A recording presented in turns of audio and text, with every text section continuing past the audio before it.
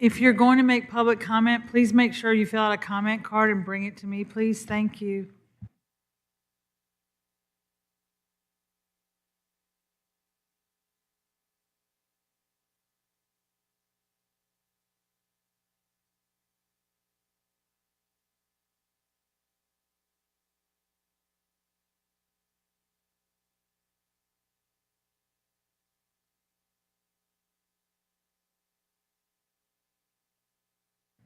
We're ready, Jill, whenever you are.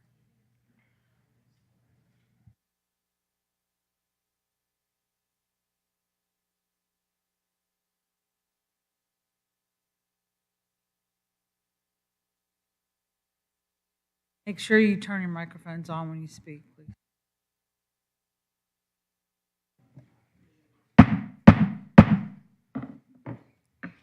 Good evening. It's 6:30, and I'll call the meeting, May 7th, 2026 meeting in the Alpharetta Planning Commission. We appreciate everybody here tonight. It's nice to see some new faces, and we welcome those that are joining us online this evening. As far as roll call, please note the record that all members of the Planning Commission are present except for our distinguished chairman, who I'm filling in. I'm Vice Chair Jill Reynolds, and DC Aiken, whose daughter is graduating from Georgia Tech tonight. So we have our two distinguished alternates, Valerie and Chris, joining us tonight, and we appreciate their commitment to serving with us on the Planning Commission. A couple things. Tonight, we have to do a couple housekeeping things. One is we need to approve the minutes of April 2nd, 2026. So does anybody have any comments or changes prior to? No? If not, would anybody like to make a motion to motion for the minutes?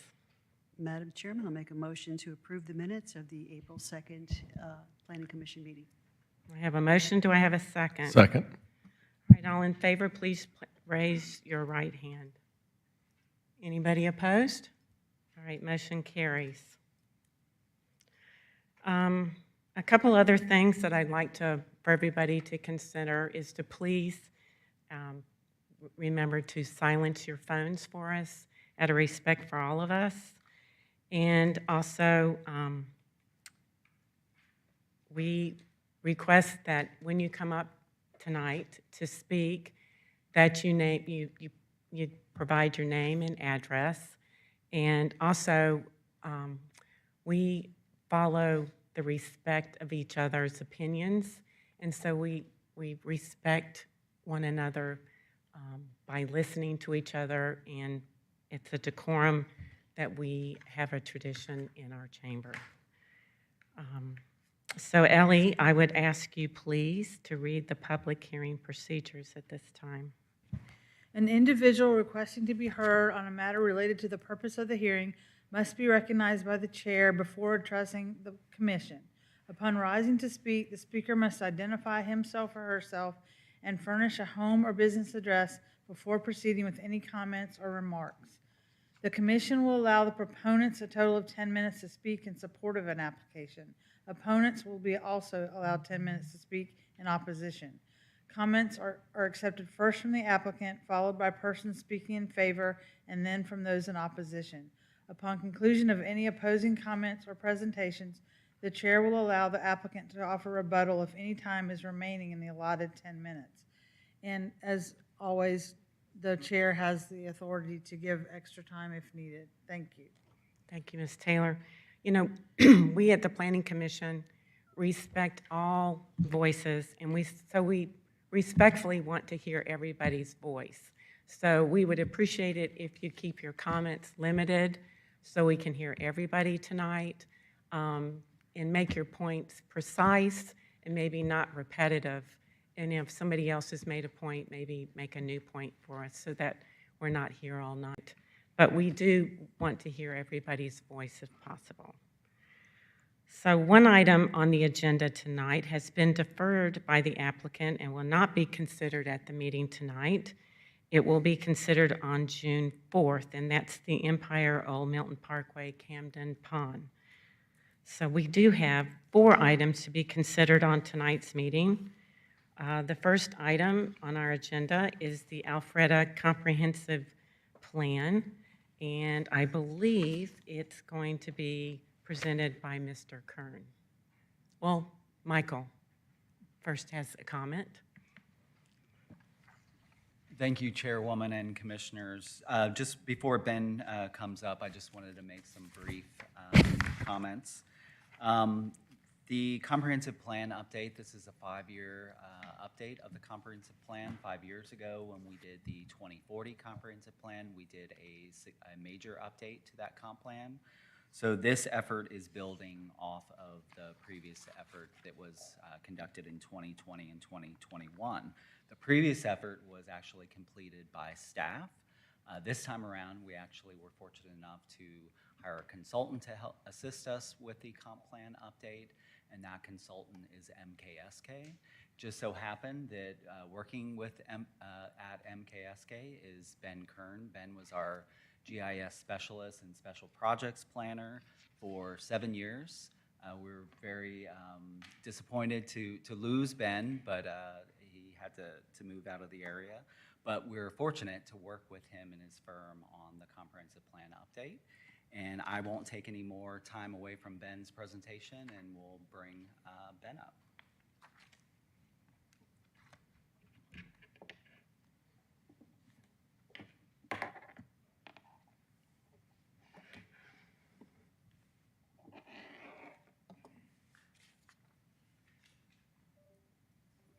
Thank you, Michael.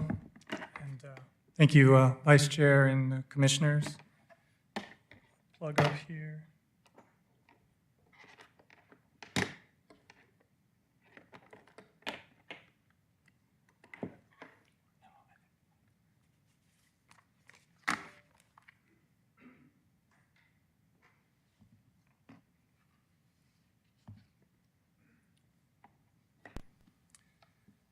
All right, yeah, as Michael mentioned, it's a great pleasure to be able to stand here today and report back on this comprehensive plan update. It's a lot of, yeah, it's really great work that the city does, and to be able to look at it from a big picture and come in and think about the next few decades, it's something we're honored to do as consultants with MKSK. We've got a number of slides to run through, so I'll try to be concise, and then we can discuss and have any questions at the end. But to jump right in, there's a number of goals that a plan like this seeks to achieve. Obviously, looking at growth for the next couple decades is a key priority. The city has done a great job of small area planning and a number of initiatives around the city in the last 5 years since the last comprehensive plan. So integrating the work from those initiatives into a cohesive vision is another one of the goals. And then meeting state requirements to stay eligible for funding. And as Michael mentioned, unlike a full rewrite, a comprehensive plan update builds off of the existing comprehensive plan, refreshing some of the sentiments from the community as far as research and trends that have changed in the last 5 years. So a quick overview of where we're at. Timeline-wise, we've been moving pretty quickly since fall of 2025, and we're in between plan development and plan adoption now. So how we engage, engagement is obviously really important. Collecting feedback from multiple avenues is critical, especially in today's day and age, and a mixture of various methods for hearing what the community feels and wants were used to begin this process. We had community meetings. Nothing replaces in-person feedback where you can look people in the eye, really get a sense of what they feel about something, discuss topics. We had 2 main in-person points within the plan with multiple sessions for each to accommodate lunch and after hours feedback times. The online engagement was a really big piece in today's world, as you all know. That's how people get information, how they give information. We had essentially a project hub or website that alerted people on Upcoming events, gave options for taking surveys or submitting feedback to an online forum. The interactive map is always fun because people can give really targeted geographic feedback. And one of the big important parts of this process is turning that over to the city. Some of it is high-level stuff, but some of it is, shrubs are blocking the turnout of my road here, and it could cause, an accident in the future. So it's very tactical stuff as well. So getting it in the hands of the right department is something we plan to do with this map and this feedback. In terms of our approach, in light of community issues that we heard, and several of them at the top are big ones that we heard a good bit about, there's a good part of this which is delineating what a comp plan can inform and what it can't. There's a lot of things that it can have opinion on and can have direction on. There's certain things that it inherently cannot dictate, such as land values or regional traffic patterns, decisions people make with their private property that may or may not already be entitled. So a little bit of that is educating the public on what this process informs and how it can help and the things that it go beyond its purview. And then another part of our approach was listening and researching and then seeing, what are some of the things that we heard? What are the key things that we heard over and over again? And at the bottom, you'll see these 4 major themes that emerged as repeated topics of interest. And what kind of solidified those were things that we found in our research and looking at the data and where those points of overlap reinforce where the lived experience is also showing up in some of our findings. So to jump into the first one about growth management, and just the city at large, this is a kind of a executive summary of statistics. Really interesting to take stock of the last 25 years and see how much the city has indeed grown and recognize that. There's a number of these. If you look at population, jobs, income, percent with a bachelor degree education, a lot of those have doubled, if not more. So just noticing the growth is good. It brings a lot, but there are obviously accommodations and pain points associated with it. Equally important to this conversation is just the metro Atlanta region. It's a region that's growing at large, and Alpharetta is in a lot of ways caught in the middle of it, and it doesn't exist in a vacuum. So the regional nature of growth pressure, whether it's housing prices like you see in the map on the right, or just the percentage that the population's changed in the last 15 years, that impacts Alpharetta, but also impacts a lot of the communities immediately around Alpharetta and its commute shed. So it's definitely regional in nature, and that's worth taking note of. Now, one other element of growth that I think a lot of you are well aware of at this point is the daily growth that Alpharetta experiences, the shrink swell on a daily basis. And if you look in the bottom left there, at in-commute and out-commute, the city is one of a few in the entire nation of its size that sees the percent increase from daytime population and nighttime population. That's really significant. So just acknowledging that, acknowledging what that does for the economy, what that may do for traffic, what that may do for housing demand, that's a really important piece that we continually reiterate. Top employment, the commercial residential tax base, the fact that Alpharetta, unlike many of its peers, has higher commercial segmentation of the tax base and residential is significant. Now, so some of what we heard when we're thinking about office, we're thinking about this employment anchor. We heard some people say, there's great opportunity, like one of the cases you heard a couple weeks ago, to take an old office building and turn it into a neighborhood with new housing in a place like Brookside.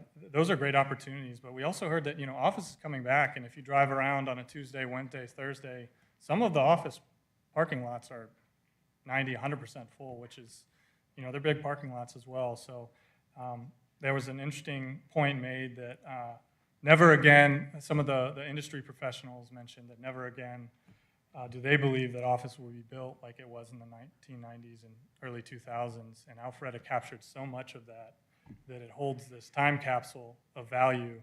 And Will all of it be viable? Certainly not, but we should be very selective with what's pruned and what changes, knowing that stock of office is what sets Alpharetta apart economically in a lot of ways.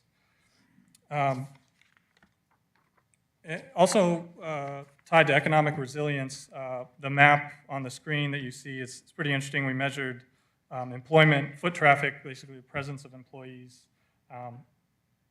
compared to pre-COVID numbers. And you'll see the areas in green where there have been increases. They're all areas where the city has put a lot of intentional planning and master planning and attention. It's just worth noting that that's been a really big, one of the things that sets apart economic competitiveness, particularly in workplace dynamics and where there's been growth. All right, so move into North Point. This one was a pretty exciting one for us anytime in planning and dealing with community sentiment. Consensus is always a good thing, and we heard a lot of consensus about North Point is the priority. We asked the community what will have the biggest impact over the next 10 years, and North Point was number one. Where development and growth should be focused, more than three-fourths of people said on the east side of Georgia 400, and that was mostly because of North Point. So a lot of emphasis from the community that's where attention should be focused. Some of what we found, to no surprise to many of you, e-commerce, competing centers of retail, and the fact that North Point is still a shopping district that offers so much, but it's not quite what it once was in its heyday, has seen dropping visitation. And then to get a little more into some of the data, the graph here is showing the commercial and office building life cycle and just the typical time frame where these buildings, typically see the need for reinvestment and the need for upgrading their systems and whatnot to remain competitive and economically viable. And of the portion of the city that has commercial and office buildings in the 30 to 50-year-old range, where you start seeing the need for capital renewals at a large scale, a big hotspot is the North Point area. Much of that area developed in the early 90s. And it's hitting a point where a lot of those properties are ripe for reinvestment and reimagining. To move to the last point here, there's a lot on this screen. I won't touch on all of it, but people love their parks, trails, open spaces, and their trees. And we heard a lot about trees, about how that really differentiates Alpharetta. People notice it. People move here, and they get proud and protective of the green and the greenery that's in this community, and it contributes a lot to the quality of life. What we found, interestingly, there is some research about communities of similar size, typically being in the 30 to 35% tree canopy coverage citywide, and Alpharetta had some research done a few years ago, and it's closer to 50%. So really a big distinguisher on how trees are protected, how they're regulated around here, and just what that means for quality of life. Now to jump through this next section, this is the policy framework section. And these 8 categories you see on the screen are common comprehensive plan categories. And as we look at the high-level goals, policies, and strategies for these topics, we're just going to touch on a few of the additions to the existing list that is in the comp plan today. I think that the important thing to note here is with housing, there are strategies that touch on North Point is clearly the area where growth is favored, and that's also the area where innovation and diversity of housing options per what the community is looking for are possible. So just exploring that as the district builds out. In respect to transportation, I think an important one here is, it was mentioned the Windward area could use additional connections and strengthen connectivity, and While Windward Parkway will always be the marquee way to get around up there, any way that we could reduce dependence on that parkway for short local trips is really important. So that's one that I'll call out in the transportation section. With economic development, this is, to a large degree, this is about industry disruptors. How do we think about AI, which is obviously coming, in the innovation economy that has thrived in the past in Alpharetta? How do we continue to position what that looks like and how to accommodate those companies that want to make investments and put brick and mortar presence in communities? And so these touch on those for the large part. With land use, I won't stop on this one because these are going to be highlighted in a little greater depth in the focus areas at the very end because they're tied to very specific geographies. With this one, I'll pause here and say, particularly Policy 7, that policy and the 5 strategies associated with it are directly related to protecting the tree canopy within the city. And it really is a watershed moment for regulating that. And in the past, that's been something that's kind of hard to monitor easily, but between some of the tools emerging in GIS, AI, and even with the tree code that the city continually looks to revisit on how to regulate this, it's an exciting time where some of those new tools can be put into effect, and the city can continue to explore how to take the sentiments from the community and see how those can be practiced in protection.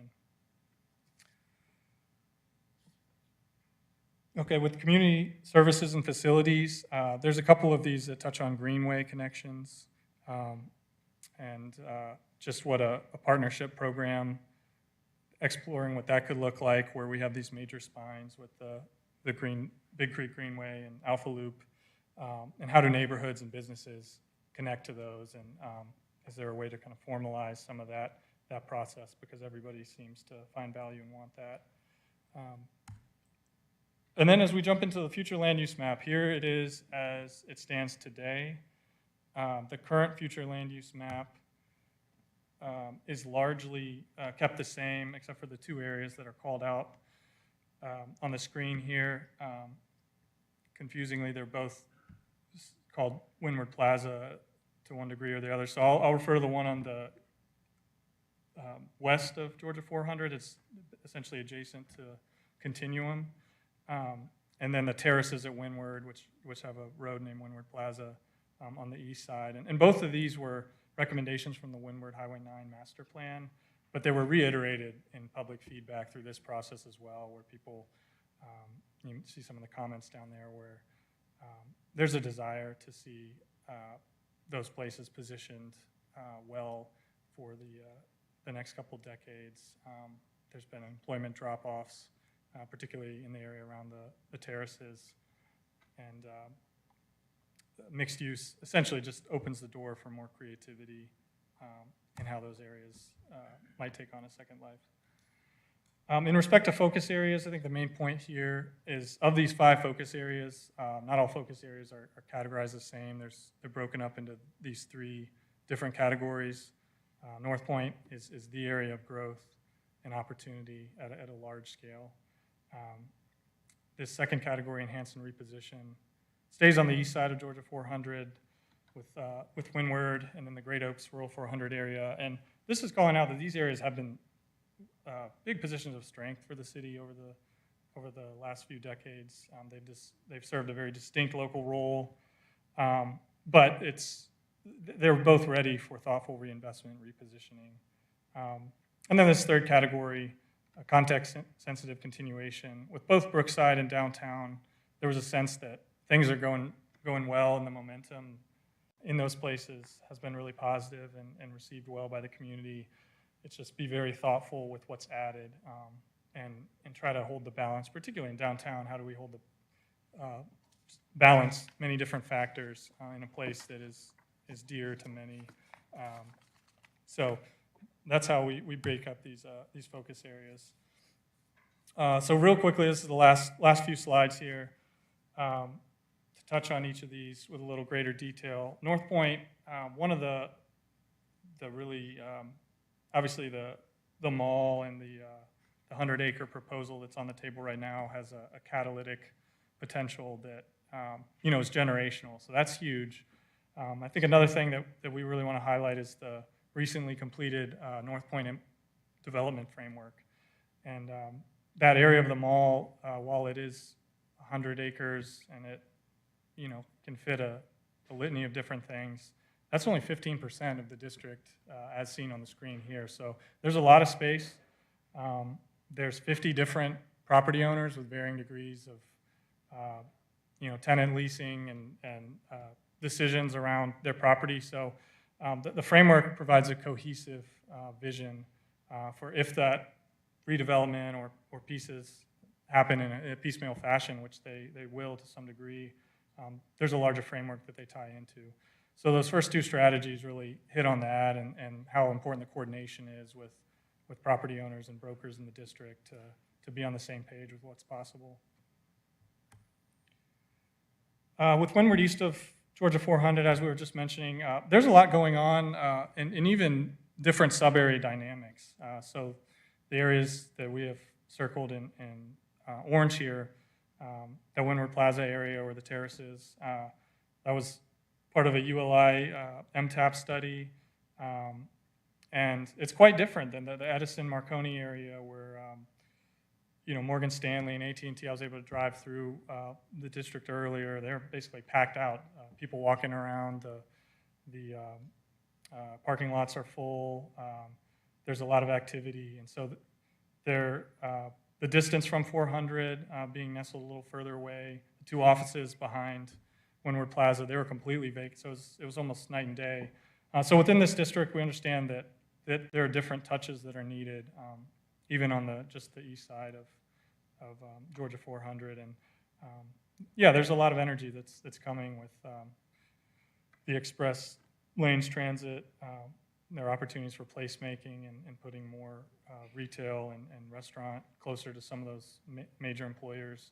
And it is worth noting that this area that you're looking at on the screen still holds half of the top 10 employers in the city. So it's one that we always want to have careful attention toward. With Great Oaks Rural 400, I think one of the biggest things to note here is it's situated locationally right in the middle of a lot of energy, right to the south or west. That's right where the North Point overlay ends. There's neighborhoods being built right there. The Kimball Bridge Road connection really connects Rockmill Park over to the Alpha Loop, and it's not far from Avalon. So you have a lot of energy there. And then just to the northeast, you have everything that's going on in Brookside. So there's a lot of opportunity here to give this more concentrated thought through a small area plan, through working with the owners and the tenants of these office properties, knowing that they're some of the big ones who have been there for a while in the city, and vacancies have gone up some in recent years. So this area is definitely worth keeping an eye on, and it's a really strategic position within the city. The last two here, Brookside. Obviously, as a board, you guys are very aware of what's going on here with multiple proposals and kind of seeing the vision and the recent investments that have gone on. The big thing here, I think, is this is the chance to retrofit a employment-oriented district into a neighborhood that has employment, that has new homes. And so just keeping pace with what a neighborhood needs, what's the infrastructure, the civic infrastructure, whether streetscape or trails, and just mobility within the district, movement across Old Milton Parkway. Those are all going to be big issues. And then lastly, downtown. It's, need waste no breath explaining, how important downtown is, how much it represents to so many in the community, how much it itself as a microcosm has grown so much in the last 10 years. Just exploring, maintaining its balance, and then continuing to be intentional with ways to improve mobility and exploring opportunities for different types of housing within the downtown area. And then the last slide here is just an explanation of the short-term work program. It's essentially everything the city has done since 2021. The last short-term work program has been rolled over into the report of accomplishments in the current plan that we're working on. And then the new short-term work program is made up of actions from this process, things that we heard and found, in addition to the adopted planning efforts that have been completed since 2021. So that's how that work program and matrix toward the end of the plan finds its composition. Now with that, we will take a break here and see if there's any discussion or questions regarding this process. Thank you, Mr. Kern. I appreciate it. I have one comment and then a quick question. One comment is, thank you for a job well done. It's, you know, as I reviewed it with my husband, who was on the planning steering committee, thank you. We were both very taken back by how thorough it was, how well done it is, very comprehensive. It has so much information in it that I just want the public to know that it's just not a plan that sits in a binder that's not used. It's a blueprint by which the Planning Commission uses it, City Council uses it, staff uses it, and it really does help us preserve the quality of life, help us maintain smart growth. And so I'd encourage everybody, you know, to take a look at the plan. It's available online, and see how thoughtful that our planning is with our city, that growth isn't just willy-nilly. It's well-planned, it's thoughtful, and that's what makes our city so great. So with that, I do have a question on the housing.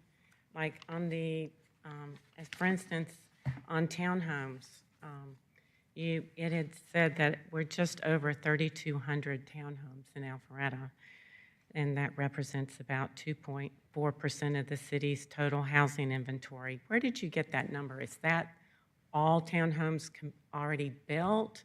Is that part of what we have already approved? I mean, where is that number?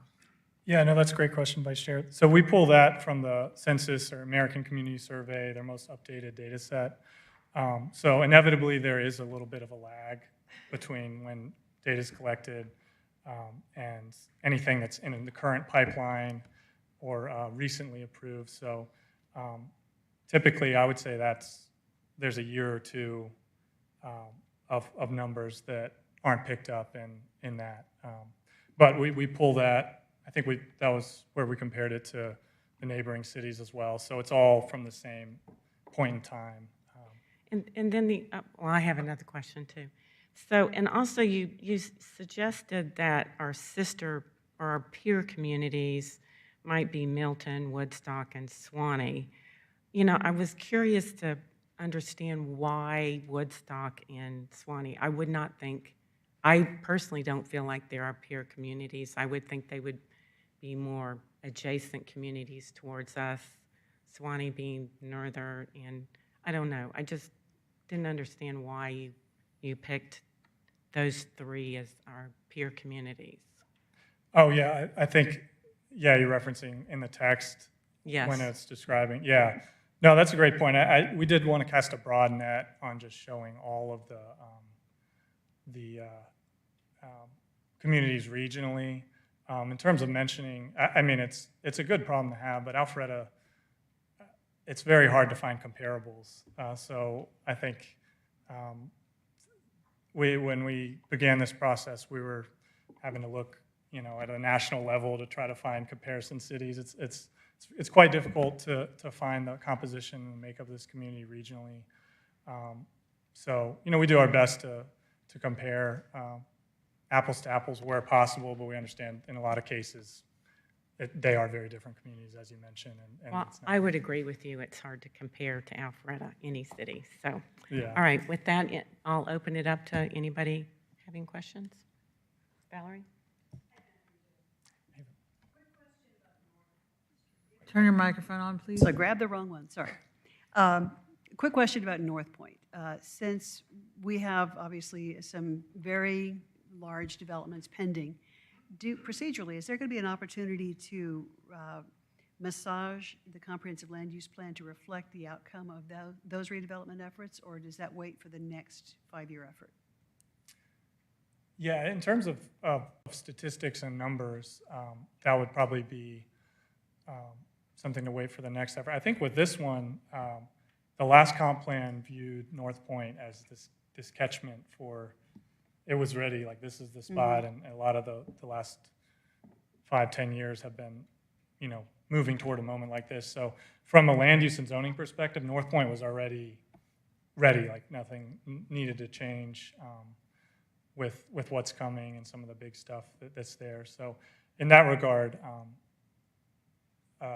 no change really needed. But yeah, in respect to what comes there, that's most certainly going to have to be picked up in the next one, not knowing what those numbers are. It's just a shame because it's like right here and just about to happen. So it would be so great if we could reflect in some way, maybe as an addendum, what the outcome of any redevelopment at North Point, such that the next effort for a comprehensive land use plan doesn't have to play so much catch up. Right, yeah, no, that's a great point. I think one other point worth mentioning is, and kind of within the umbrella of the comprehensive plan, is the rental study that is on a more frequent basis, that is able to kind of fill in those numbers more real time, typically on a 2 to 3 year cadence. So, but yeah, it's always nice when you can catch it within the window of. And to echo their chairwoman's sentiment, great document. I was really impressed. Wonderful numbers and a lot of meaning to be taken from this. Thank you very much. Oh, thank you both, yeah. Karen? Am I on? Yes, I am. Thank you, Ben. And I'll echo the compliment. I have had the opportunity for the last, 14 years on the Planning Commission to review a lot of comp plan, major updates, minor updates, and I've never seen a plan with the amount of analysis and detail. And my understanding is this is a 5-year update. So I think our city is in really great position here with the amount of analysis, and it's clear your experience working for the city for a number of years. You can see it through the plan. So thank you for the amount of attention and detail that you have here. I have 2 questions. One, the tree canopy slide that you showed, do you mind putting that back up again?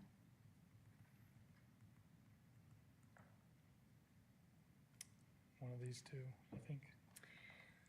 So the new plan has a number of recommended initiatives to support the tree canopy, which I was really pleased to see because it is a very, it's top of mind in our city these days with the amount of redevelopment that is occurring and amount of areas that look like they're being clear-cut and that type of thing. So lots of residents are asking about how we're protecting the tree canopy. And my question is, based on the new recommendations that are in the plan, have you worked with any other cities that have implemented those, or is there a best-in-class city that you could identify for us to look at, sort of wanting to emulate in protecting that tree canopy?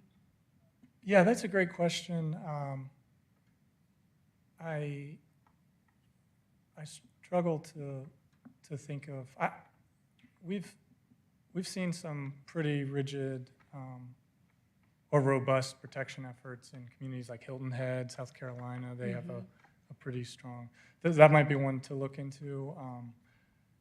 Again, Alpharetta, similar to comment to the chairwoman, is oftentimes leads the way with some of this, and I think some of it as well is just being at this moment where technology, the information that's available, and some of this is satellite imagery that can be quantified much more easily and right. more regularly and measured. We're kind of at a moment where the rule book can be written on how to move forward thoughtfully with some of this stuff. But yeah, there are certainly some other communities that have done some stuff out there. But a lot of them, I don't think are as assertive as communities like Alpharetta who are trying to, do what it sounds like you're after, or the citizens are asking for. But I think some of the thinking behind this is as the tree code gets revisited and it's always being tweaked, just continually looking for what are the best ways to Maximize the to skills, maximize. tools. Yeah, those tools and My other question is, in regards to housing, and I'm looking at the entire 89-page report that you did, not just the presentation. And I don't know if you have access to that, but page 59 speaks to housing initiatives, and there's reference to ADU. I understand what that is, but I didn't see anything on the page that sort of defined what it Yeah. is. It's kind of planner speak. right. Yeah. So if you don't mind, if you could elaborate a little bit more about what ADUs are, and then speak to what the recommendation is there. Yeah, no, that's a great question. We'll make sure to kind of note within the plan, little kind of call out on what they are. But yeah, in short, stands for accessory dwelling unit, and it's a housing unit, typically part of a property, but not the principal housing unit or address on that property. And those can look like in-law suites. They can be attached sometimes to the home, like a basement that has its own entrance and exit. They can be a detached unit above a garage.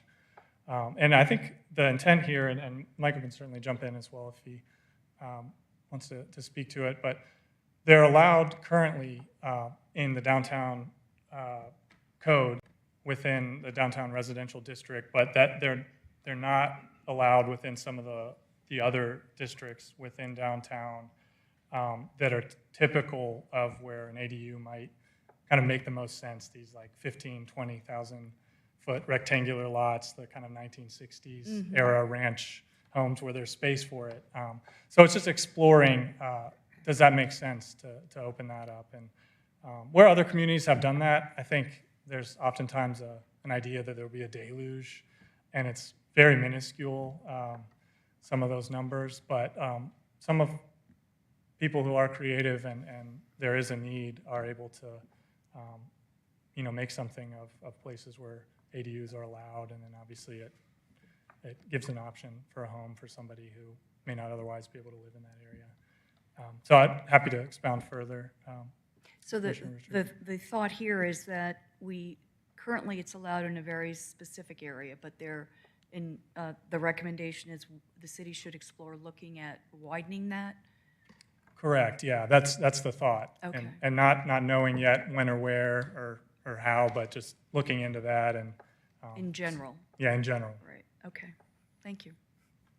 I had a quick question. Could you go to I didn't catch the slide number, but it related to housing policy. In fact, I think it had reference to that ADU line in there. There was a phrase in there that I saw that, okay, yeah, the very beginning of that in 7.2 where it says, explore where diverse housing formats may be appropriate.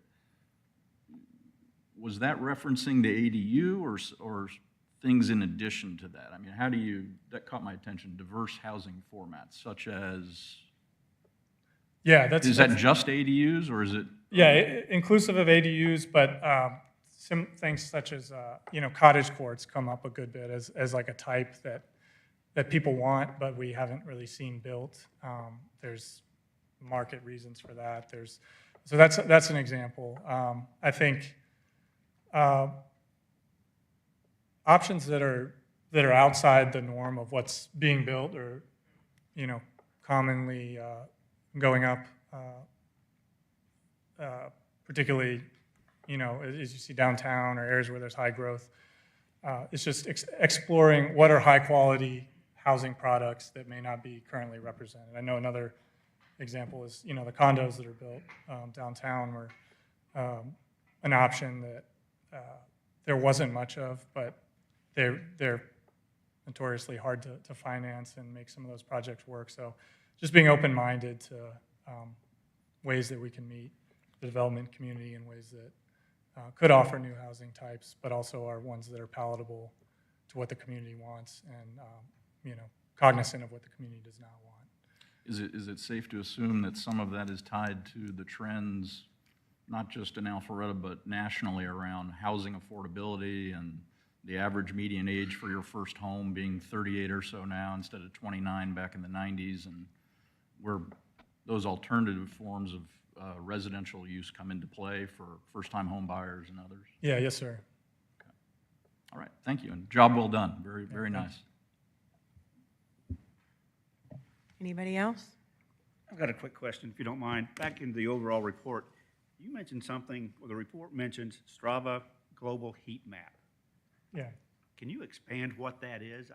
Yeah, I'm yeah. And it sounds like there's somebody watching. Right, our yeah. movements, and It's if you not as big brother as it sounds, I promise. But yeah, that is another. If there's a planner speak or a runner speak, that's very much in that. So that one, Strava has, to my knowledge, the largest. They're an app, an exercise app. People use them for running, biking. So it's one of the largest consolidated. They take routes that users input, and they'll overlay it and create this massive heat map that's like an open source thing that shows essentially what are the routes in a city that people are biking on the most, that are running on the most. And it's a good, similar to how the census is a sampling of the total community, it's a good sampling of people who use this app, which is a good bit higher than most other apps. They represent a sample of what probably is happening at the larger level in the community in terms of recreational movement. So in that slide, we just wanted to show, obviously the Greenway is going to be a big hotspot, portions of the Alpha Loop, but also what roads are bikers using more than we might think, and what are some of the roads or areas where there's a lot of pedestrian activity and where can interventions continue to be justified at a high level, a macro level. Thank you. Yes, sir. I just have one more question. It's more of a curiosity than anything else. You said in the beginning of your presentation that the difference between our daytime and nighttime population were an outlier from a national perspective. What other city in the country comes close to what we're experiencing with that change between daytime and nighttime? Yeah, no, that's a great question, and I know we've had, through the years, had a lot of fun trying to tease out what that could mean. One of the communities, and when this originally kind of became a big stat for the city, it was pre-COVID, and I think COVID tempered that a little bit, obviously, with the inflow. But the city has bounced back a good bit from what we can tell. Redmond, Washington, the headquarters for Microsoft outside of Seattle, they were one that had the same nighttime to daytime percentage increase. And then Doral, Florida was another one. Doral. Yeah, Doral, yeah, thank you. Yeah, they were another one, I think, with the airport and a lot of the. Hey, George, can you put up that slide, how Alpharetta changed in the last 25 years? Is that the chart you're talking about, Karen? But those were, No, inflow and outflow jobs. oh, yes. Yeah, those are the, just a few of those cities that are over 50,000. We looked at bigger cities. There's obviously smaller towns that might have a factory and see a big change. But for a city as big as Alpharetta, there's few that see that same shrink swell. And then, bigger cities, obviously, like, say, Atlanta, they'll have a big inflow, but they also have a higher population, so the change on a Is daily basis isn't as smaller. high percentage-wise. Exactly. Okay, thank you. Yeah. Appreciate that. Anybody else? Thank you, Mr. Kern. Yeah, I thank you. appreciate it.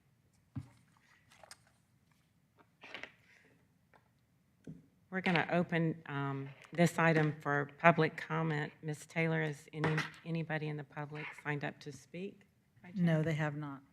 Okay, so since we don't have any public comment, Then I'll close public comment and ask the board for any further discussion. I just did.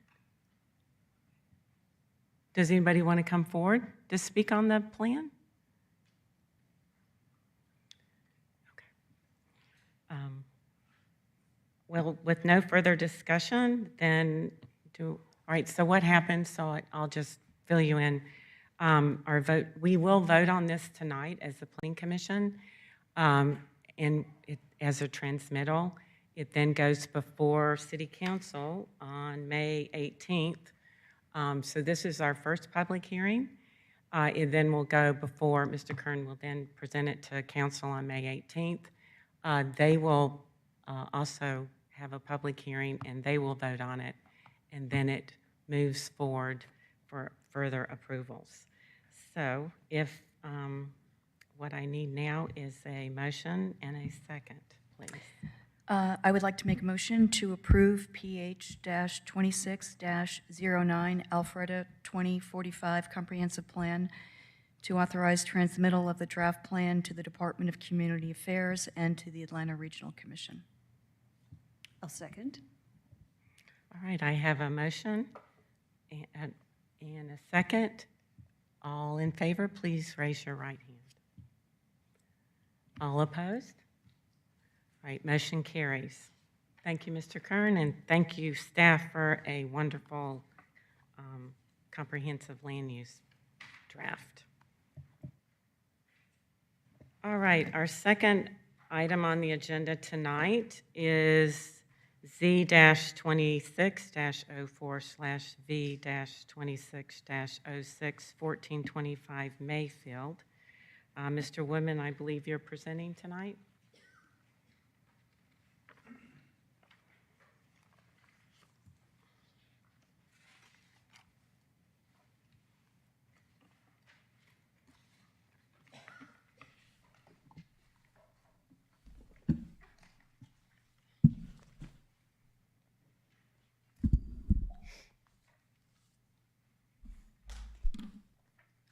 Thank you, Chairwoman and Commissioners. The next item before you is a request for rezoning and variance to allow for the construction of a 6-lot for-sale, single-family detached gated subdivision on approximately 4.56 acres.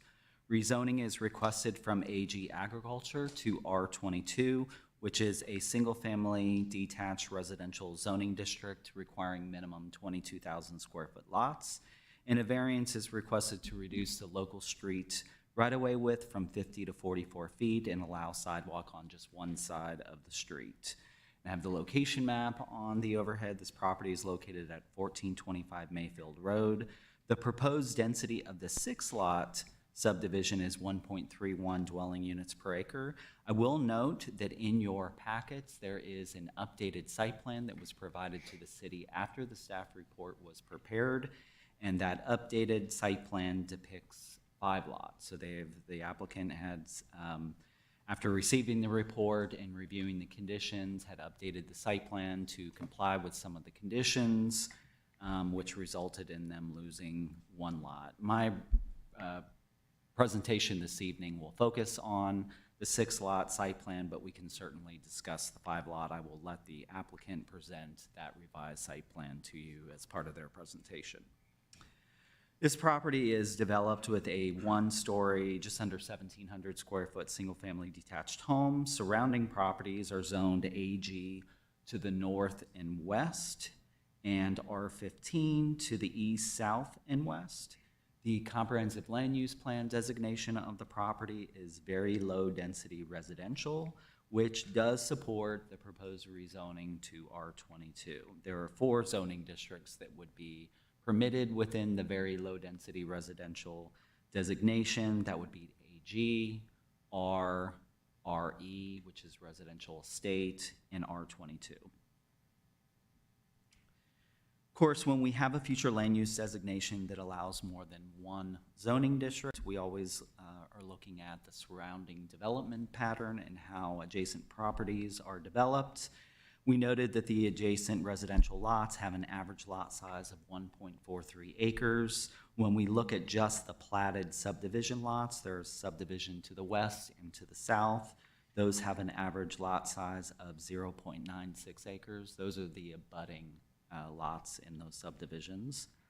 And the smallest abutting lot size is 0.69 acres, which is approximately 30,000 square feet.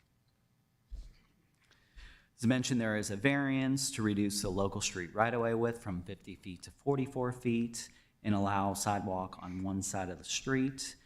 The proposed right-of-way width of 44 feet does match the width of local streets and nearby subdivisions at Gransley and Mayfield Estates subdivisions.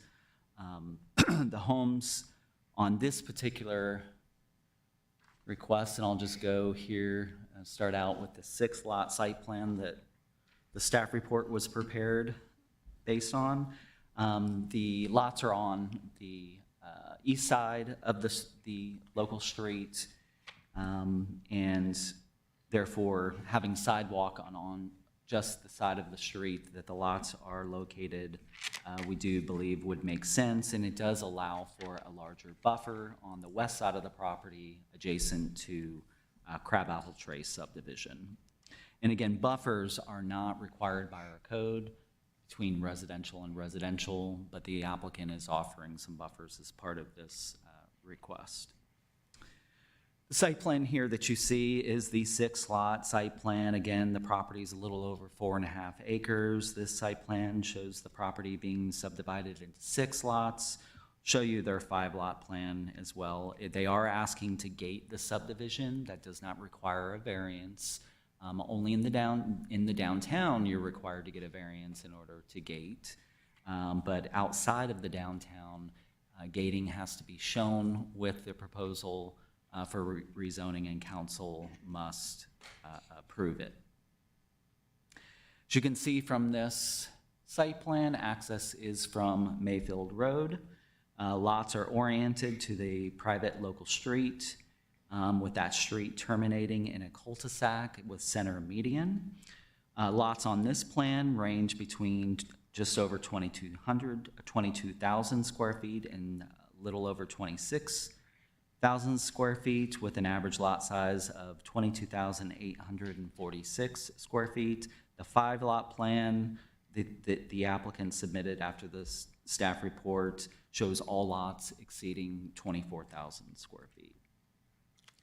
Based on our look of the surrounding properties and how they're developed, staff recommends a minimum 30,000 square foot lot would match the smallest lot adjacent to this property.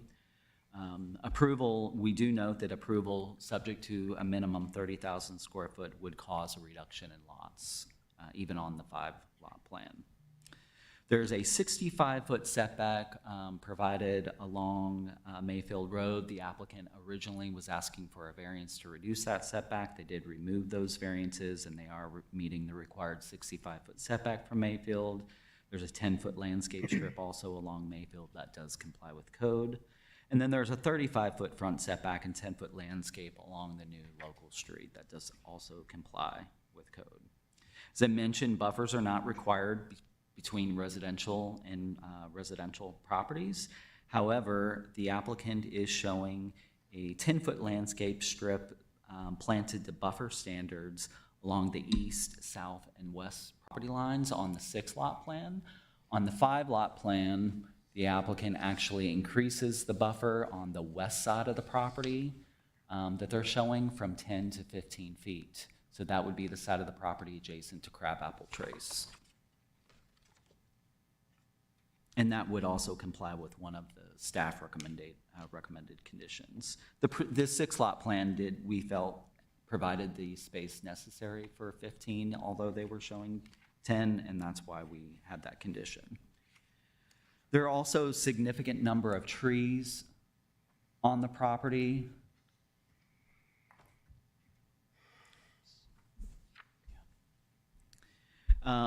The trees on the property primarily consist of hardwoods. And there are 19 specimen trees on the property. I don't know if you can see on this plan, the trees that have circles around them represent the specimen trees on this property. The site plan actually depicts, instead of depicting specific tree saves, they have clouded areas here on the plan where they're indicating that they're approximate tree save areas. They're not specific callouts on specific trees, and there's no indication of how many specimen trees would be saved in the clouded areas. Also, notice that there is a note on the site plan that reasonable efforts will be made to save existing trees on the perimeter of the site. So there's just, without that certainty on specific tree saves, we had the city arborist look at the property and identified and recommended specific specimen tree saves, as well as requiring tree groupings and trees of quality to be identified and saved. There is an underground stormwater facility on the south end of the property, just below the cul-de-sac. They are currently showing an underground facility there. And that underground facility, that area would also serve as a 11,000 square foot pocket park. And there's also a mail kiosk located adjacent to that area. That stormwater area has been amended on the 5-lot plan slightly, and it has to do with the outfall for the stormwater facility. So if you note on, this represents the 6-lot plan here, the true rectangular shape here, and as you can see, and with the outfall location approximately at this location, the outfall on the 5-lot plan has been moved further away from the south and west property lines to allow for condition 16, and when I go over the conditions, I'll point that again. So we talk about in condition 16, that outfall being sufficiently set back from the property line to mimic sheet flow, what you would normally see with water running off during a rain event.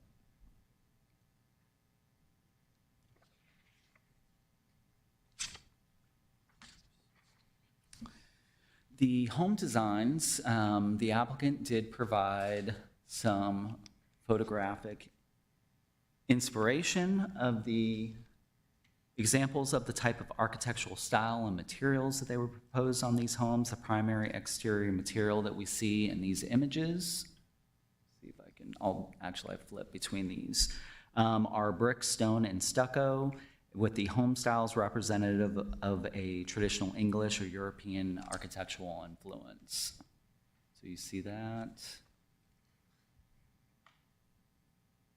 And the applicant is intending to do more custom homes, is why you're seeing photographic inspiration, again, outside the downtown. We do not require renderings with the applications because we do not have specific architectural style requirements outside the downtown.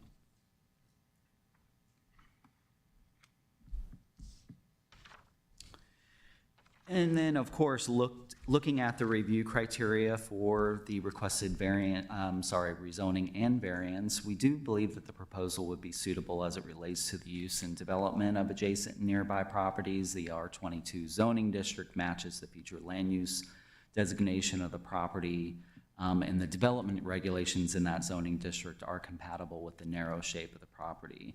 We do think, though, if approved, the minimum lot size should be increased from the 22,000 square feet to at least a minimum 30,000 square feet in order to be compatible with surrounding development. We also noted that the property did have exceptional and peculiar conditions related to its long, narrow shape. The variance to reduce the local street width, as I mentioned, would allow for that landscape buffer along the west side of the property, adjacent to Crabapple Trace subdivision, and the lots are only located on one side of that street. You get the buffer, which is not required by code, and you don't get a redundant sidewalk that is just adding additional impervious area to the site. And we also noted that the reduced right-of-way width that is requested has been implemented at a couple nearby subdivisions, Gransley and Mayfield Estates. And we do have examples of local streets, I believe is with a right-of-way width down to 40 feet in the downtown. The applicant provided the required citizen participation plan, the report indicating that they received public comments, receiving some concerns, including traffic, tree removal, density, and stormwater runoff. The applicant also provided several letters of support with their application, which are in your packet.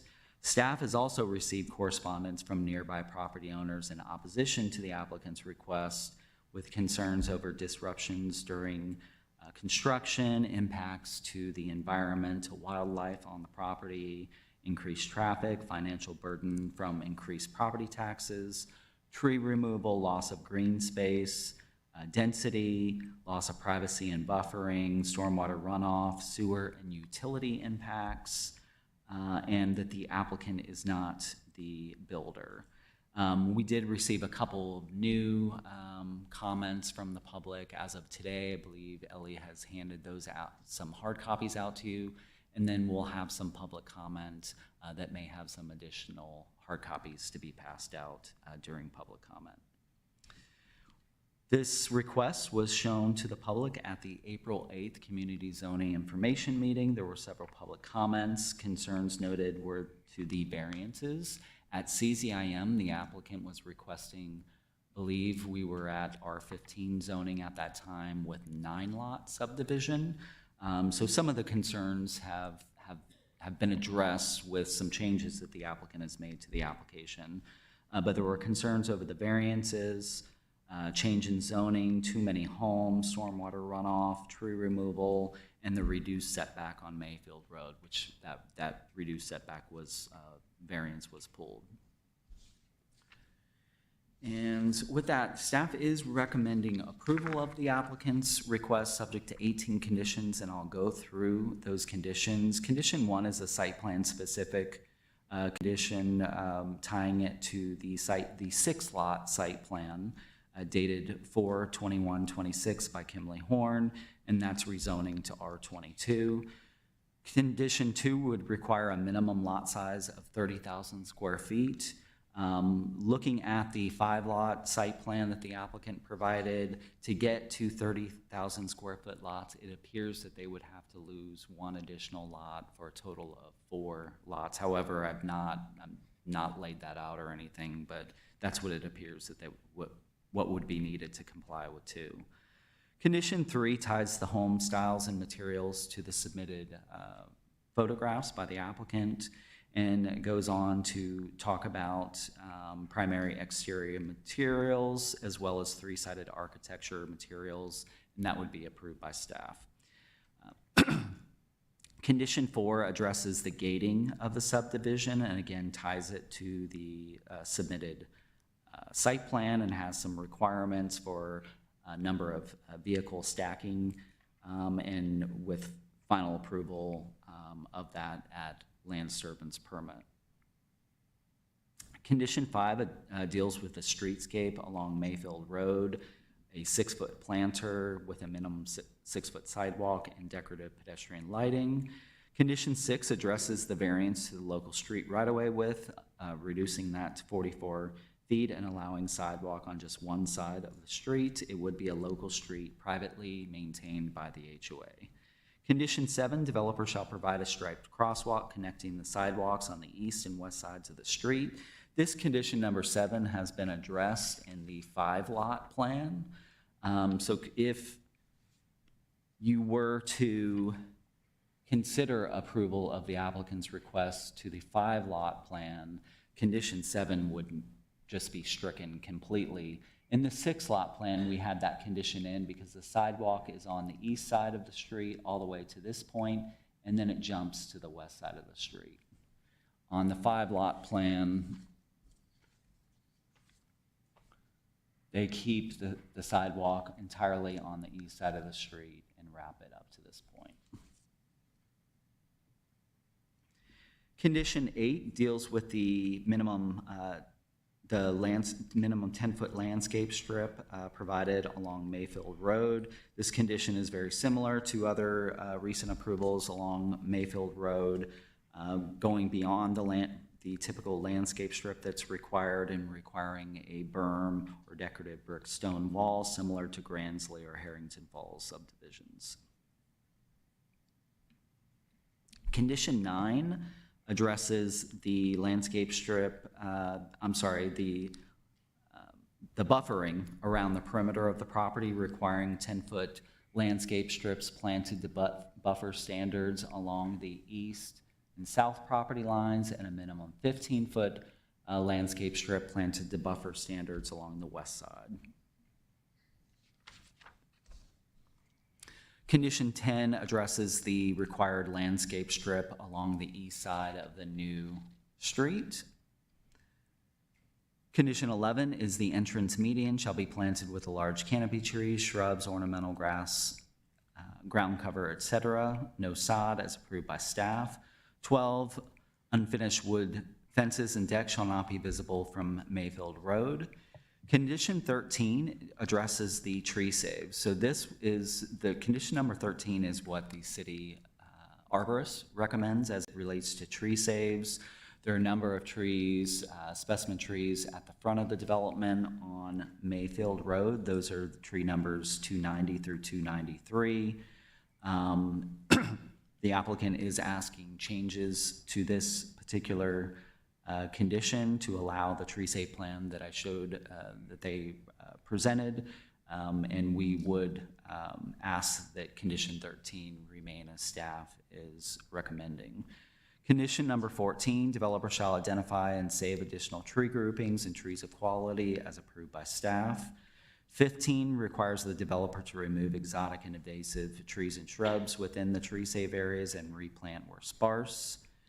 Condition 16 goes back to the stormwater release point, as I mentioned, the outfall that I mentioned earlier. It says if an at-grade release is required, so if they do not connect, if there's not an adjacent storm pipe off-site that they're able to connect directly into, they could release this, the stormwater pond could be released at grade.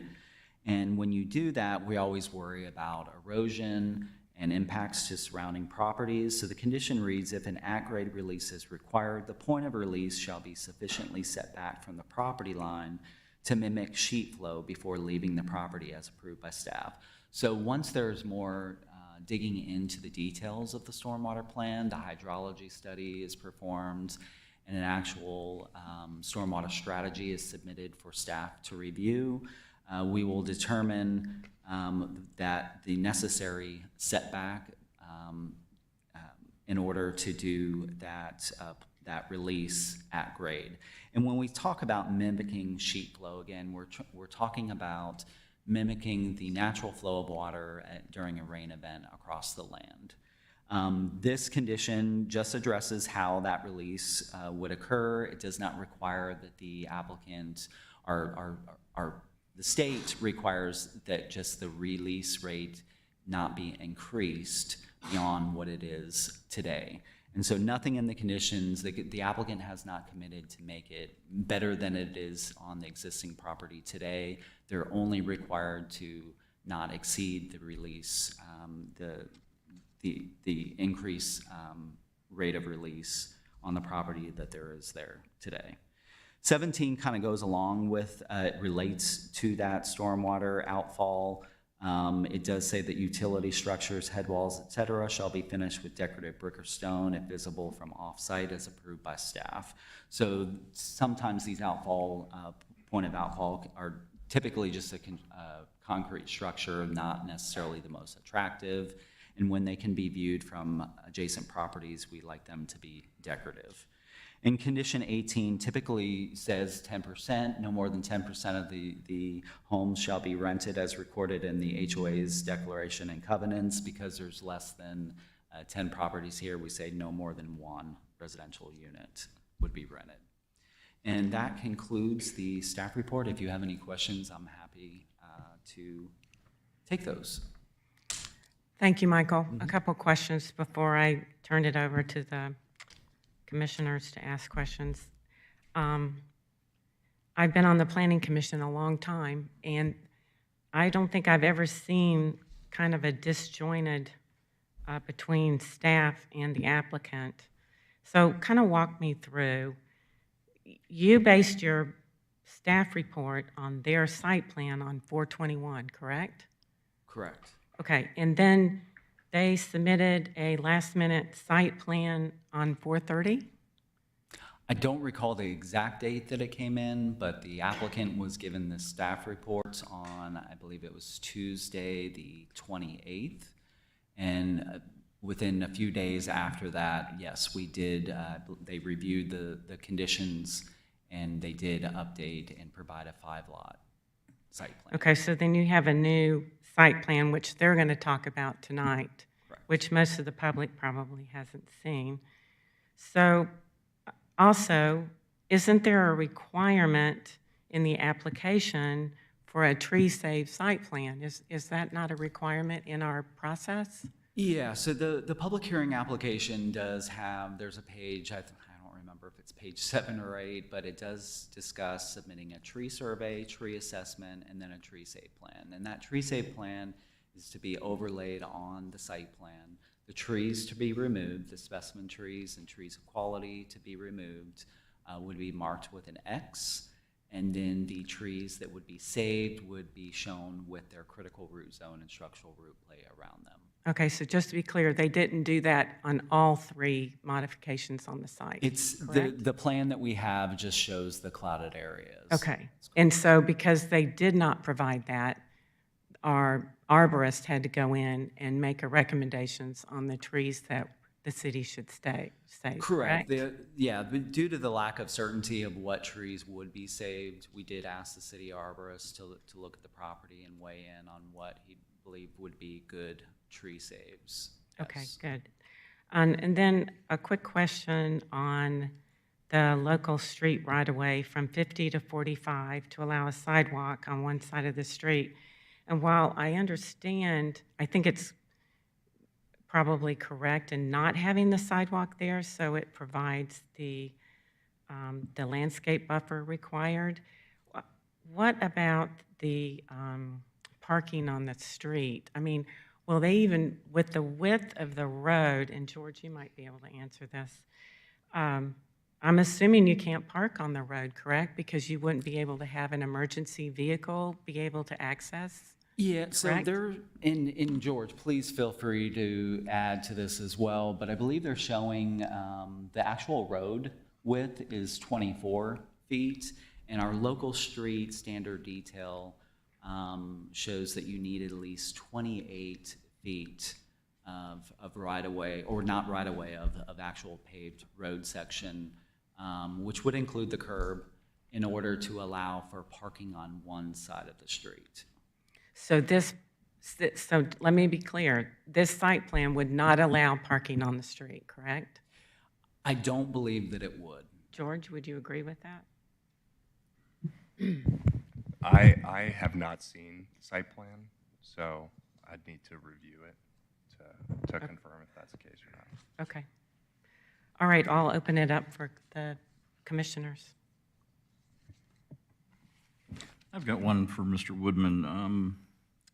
First off, Michael, could you put the conditions up on the screen, page 1 at least?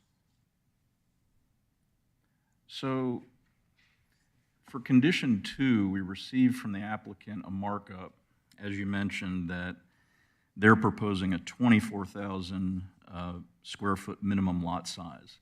And you hit on this briefly, but can you speak a little more to the issue of, and the importance of compatibility with adjacent properties, and why the staff is recommending 30,000 square feet?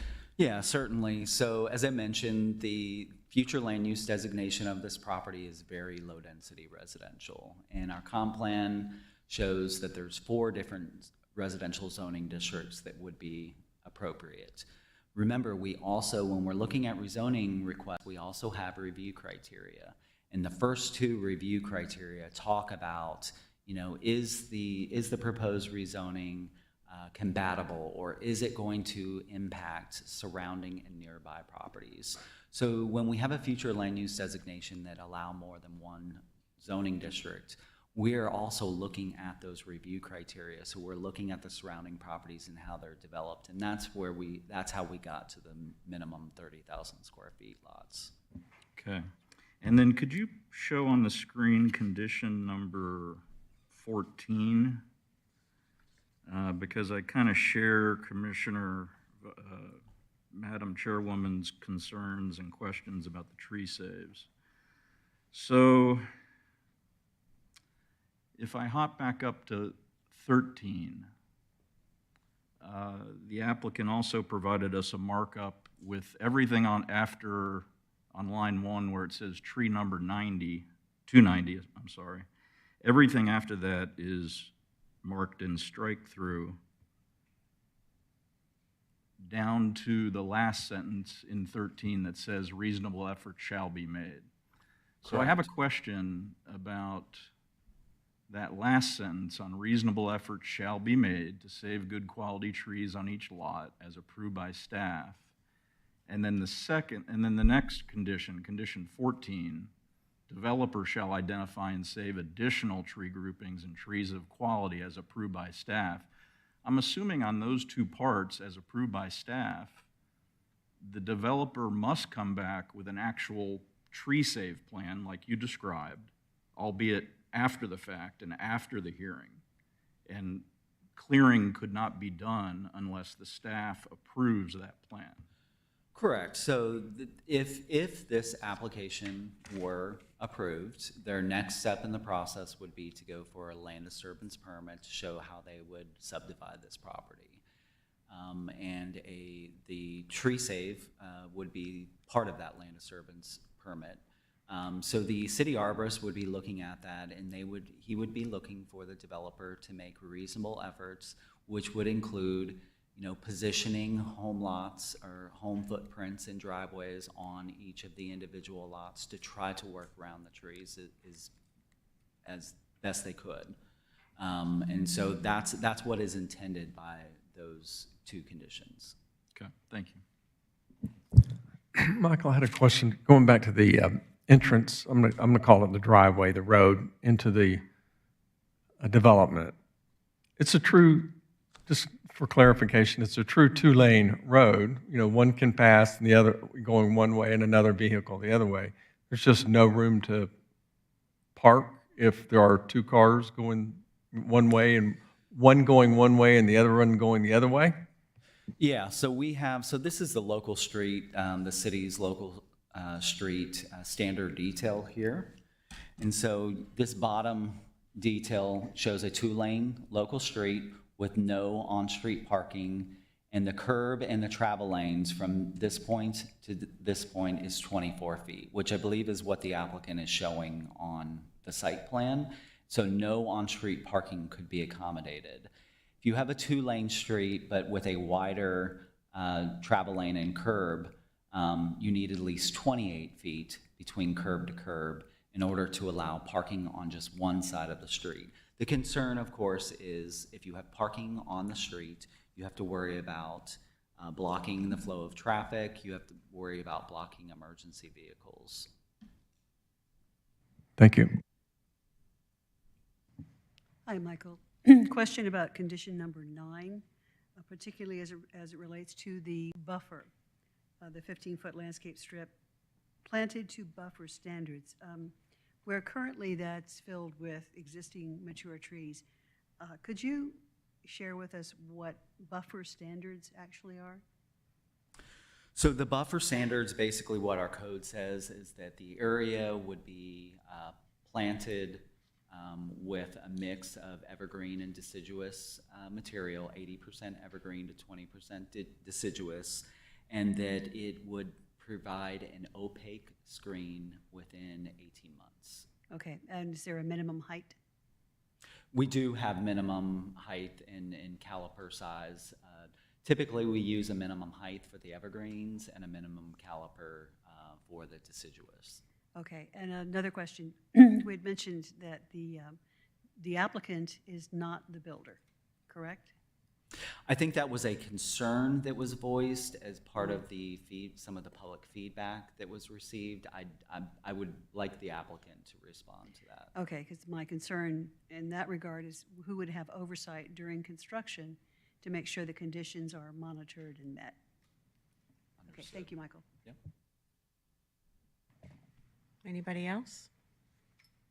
All right, thank you, Michael. I'm sure we'll be calling you back up here All right. shortly.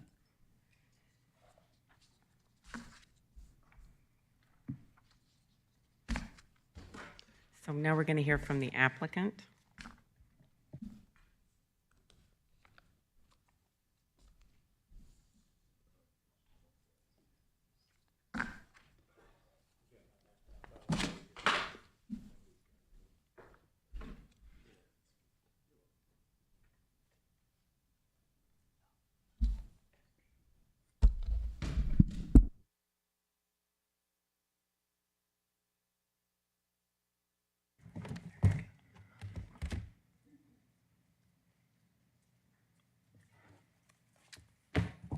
Good evening, everyone. My name is Den Webb, 1105 West Peachtree Street, Atlanta, Georgia, 30309, here on behalf of the applicant, Mayfield Development. To my right is Stephen Bates. Stephen is a co-owner and principal with that company. Before I get into the details, let me touch on a couple things that were just raised. Let me talk about why we changed the site plan. So, as you heard, a staff report was generated, a number of conditions were proposed. We wanted to see which of those we could meet and meet every one we could. That's why we revised the plan. And so you heard we made some changes as a result of those conditions to prove, yeah, we can do that. We can add the 15-foot planted buffer. We can, shift the property lines and some other details that were asked for. The biggest thing we couldn't do was meet the 30,000 square foot. That was part of the exercise too. We were at 22,000 square feet on the last iteration of the plan. We tried to see whether we could meet 30,000 square feet. The best we could do was a minimum of 24,000. That would be the smallest size lot. There are a few that are bigger, but I'm going to talk about why that I think is appropriate here, because literally one lot over, there's an R15 development coming out of the ground right now. Those lots are 15,000 square feet and is literally one lot away from where we are. Right across the street is another development that the city rezoned about 2.5 years ago called Mayfield Estates at R22. Those lots are 25,000 square feet. So again, we were trying to test the conditions. We wanted to change the site plan so we could show we can meet everyone that we were willing to meet everyone that we reasonably could. And that's why that change was made. Number two, we have submitted a tree save plan. And let me show you, I've got it as part of my packet. This, I believe, could have come after the, or I believe did come after the staff report was generated, but I have a copy of it here. And it does show the X's on where trees will be removed, and it does show areas that we intend, or trees and areas that we intend to save trees. That is why we asked for changes to condition number 13. Showstack was sort of taking a shot in the dark here. Again, to test the conditions, to try and meet everyone we reasonably could. We did a little bit of engineering to understand what could be saved and what couldn't. There's still a significant amount of trees that will be saved on this property, both internal to the site and on the margins. Michael mentioned the CZIM. I just want to make sure everybody understands this. At the time of the CZIM, the request was to rezone this property, number one, to R15. That allows 15,000 square foot minimum lots and to approve 9 lots. Tonight, we're asking to rezone to R22, which allows a 22,000 square foot minimum lot, but again, we've increased that to 24,000 square feet, which for the record is 0.55 acres. It's over half an acre. So, what we were talking about then is not what we're here to talk about tonight. Sorry, I'm looking at my notes here to see what else I need to cover.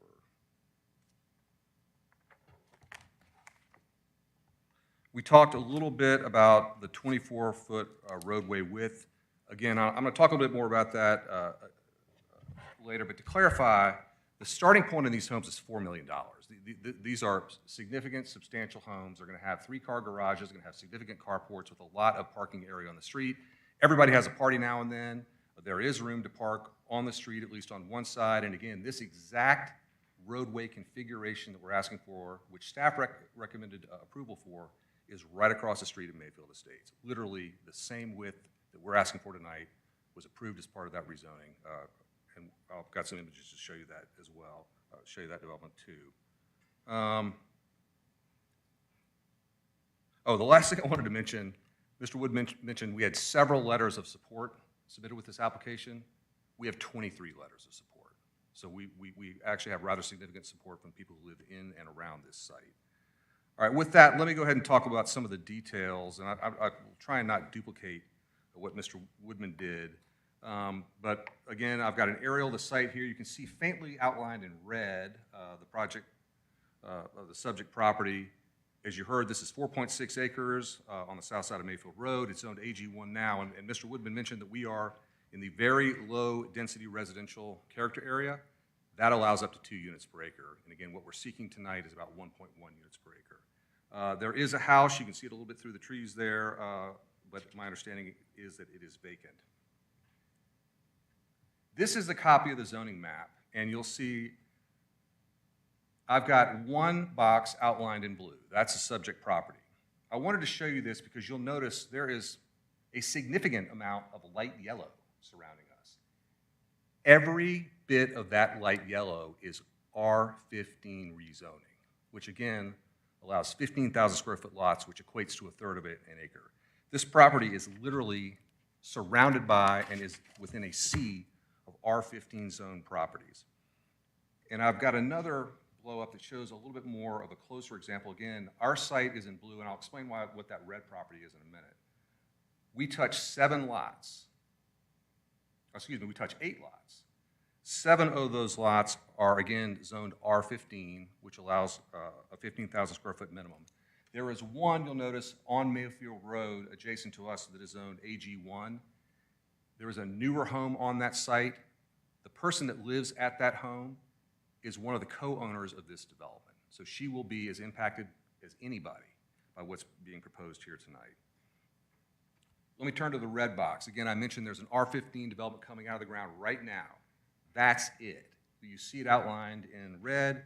It is known as Marigold at Mayfield. They're seeking 11 home sites with a minimum lot size of 15,000 square feet, and they are right next door. And I'm going to talk about another site a little bit later, but you can see it here on my cursor. That property is zoned R22. That's what we actually model this development against ultimately. It's called Mayfield Estates, and it is comparable in many, many ways, and I'm going to cover that a little bit later. Since clearly there's been some work done on this, I thought I would briefly touch on sort of the progression of the site plans here. This is the original plan. Again, I mentioned we started at R15, 9 lots. We filed the application with this request in the beginning, and as part of the request, we sought a comp plan amendment, and we sought 3 variances. This plan was apparently socialized within these 4 walls, and the message back was the comp plan amendment sort of complicates things. We'd like to get away from that. We'd ask that you consider R22 zoning, which is, as you heard, is what the current comp plan calls for in this area and on this site. So we went to Plan 2, and this is the plan that Michael reviewed as part of the staff report presentation and reviewed tonight. And it shows, as you heard, 6 lots developed under the R22 zoning district, and that equates to a density of 1.3 units per acre. And just so you know, the original plan at 9 lots was about 2 units an acre. So it was at the top end of the comp plan allowance. We have inched it down from 2 units an acre to 1.3 in plan number 2. Again, these are 22,000 square foot lot minimums. One of the great things about this plan was we went from 3 variances down to 2, so we lost 1. This is the final plan that I started talking about tonight that Michael went back and forth on. Again, we got the staff report, we reviewed the conditions. I tell people this all the time. My approach to this business is out-reasonable everyone. If someone asks you to do something, do it, right? If you can't, come back and explain in clear and present terms why you can't. So that's what we tried to do here. We went through each one of those and said, yeah, that seems reasonable. Can we do that? Okay, we can do it. Let's change the plan. Let's look at this. Can we do that? Well, we can't, but we can get closer to it. Again, the staff asked for 30,000 square feet. We were at 22. We couldn't get all the way there, but we got up more. We got up to a minimum of 24,000 square feet. And so that is why we got to this plan and how we got to this plan. Again, this density going from 9 lots to 5 is 1.09 units per acre. Michael already talked about the 15-foot landscape buffer on the north side, which will be planted to buffer standards. Again, that is not required. It's something staff asked about, we offered to do it, and we're happy to do so to mitigate any impacts. We have a similar 10-foot buffer on the south side. We added a 6-foot landscape planter on Mayfield Road, again, in response to the conditions that staff proposed. We eliminated the need for a side yard setback. That was one of the 3 variances originally. Again, I mentioned we went from 3 to 2. When we changed from Plan 1 to Plan 2, with Plan 3, we went to 3 to 1. The only variance we need tonight relates to the roadway width, which again mirrors what was happening across the street at Mayfield Estates, which this city approved, and which staff has indicated that it supports tonight. Let me share a little bit about Mayfield Estates. And again, we're here seeking R22 zoning. Right here is Marigold at Mayfield, being developed right now at R15.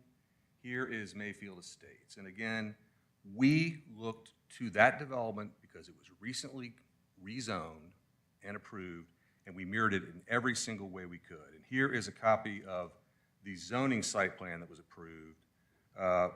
Again, we're ultimately Madam on Chair, this. it's time, 10 minutes. So I've got a variance too. Go ahead, continue. So again, what ultimately has been developed on that property is 5 lots at 25,000 square feet. We're asking for 5 at 24,000 square feet. You saw a flash of the house images. You can see this is quality construction of the highest level. I think these images reflect that. I've got a copy of the conditions here. It's a little bit hard to read. I have some handouts if you want paper copies. But again, we agree to every single condition but 2, and we're not asking to wholesale reject those. We're just asking to modify those. I've talked a little bit about condition number 2, where staff asked that we increase the minimum lot size to 30,000 square feet. We looked at it. We did our best to meet that number. We couldn't get all the way there, but we got up about 10% from where we were when the staff generated that report. And again, that's in line with the 25,000 square feet lots across the street at Mayfield Estates.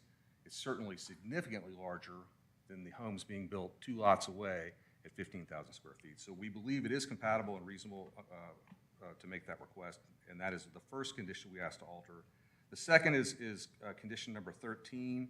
That relates to the tree save. Again, at the time Mr. Shostak drafted that, he didn't have all the information that he needed. We worked hard to get it to him, and we know or have a better sense for what we can save and what we can't, right? He was only focusing on 1 lot. The very first lot as you come to the development known as Lot 1. There were 4 specimens on that site. He asked us to save 4. We can save 1.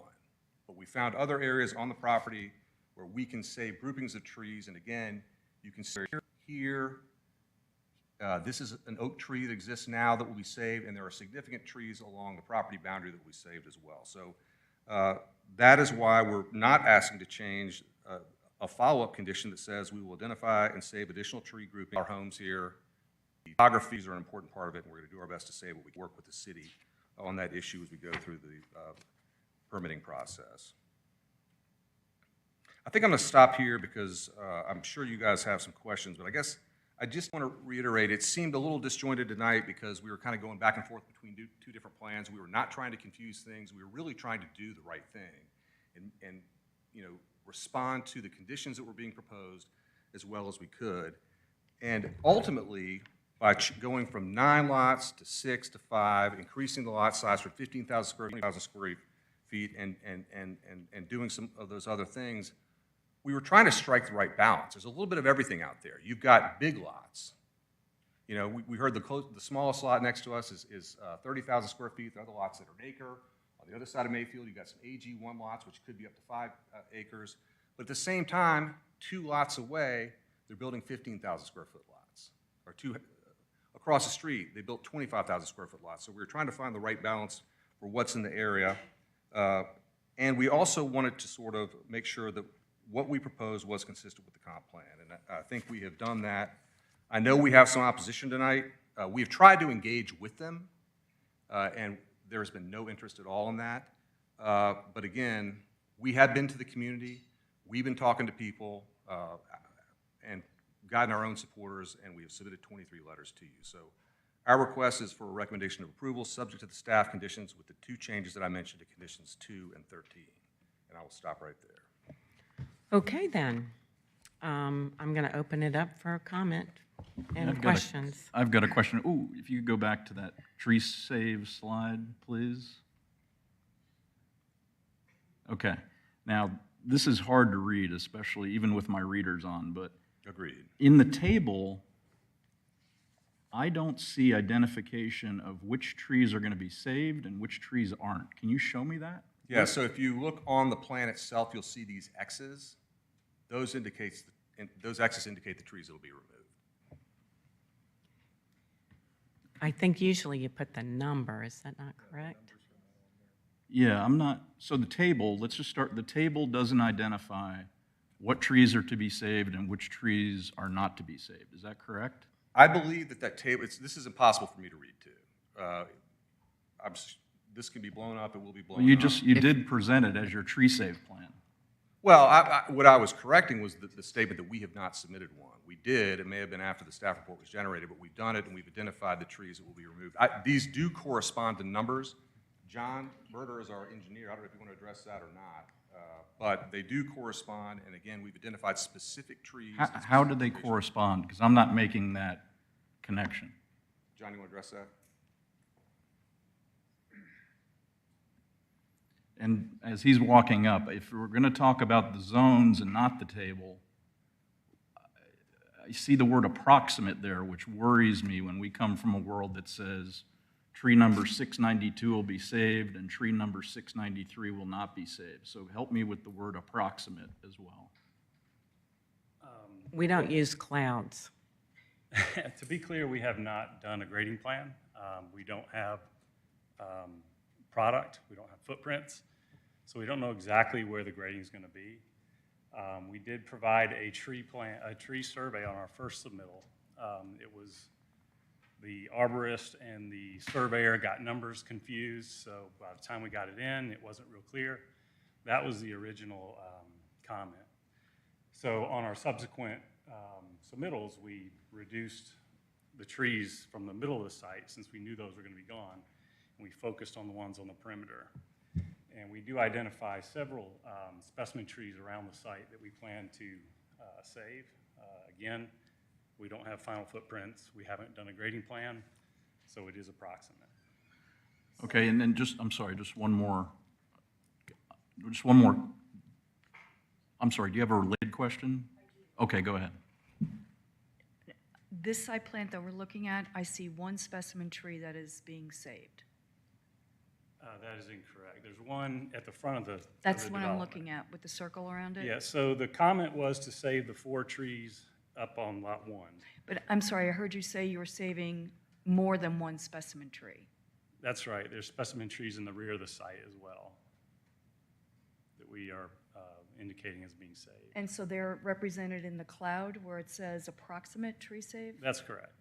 Okay, Yeah. thank you. They are also, the trees are also shown without X's, the ones that we plan to save, the ones with X's, which is what the checklist requires for submittal. Okay. Just the other part of my question is, could you put up the condition 13 with your markups in it? Can I make this bigger? Oops. So obviously Lot 1 is important. It's the showcase lot. It fronts Mayfield. There's traffic there. You want that to be as beautiful as possible, right? Yes. So what are the specific reasons as to why So why the mark-throughs are there for tree number 291, 292, and 293? So if you look at the location of the 4 trees on lot 1, there's one in the corner up close to Mayfield Drive. That's on grade with Mayfield. The other 3 are where the driveway comes in. And if you look at grades, they're located 10 feet below the street. So if I'm going to meet site distance and I'm going to meet landing requirements that George is going to want, then I can't save those 3 trees. We can't access the property.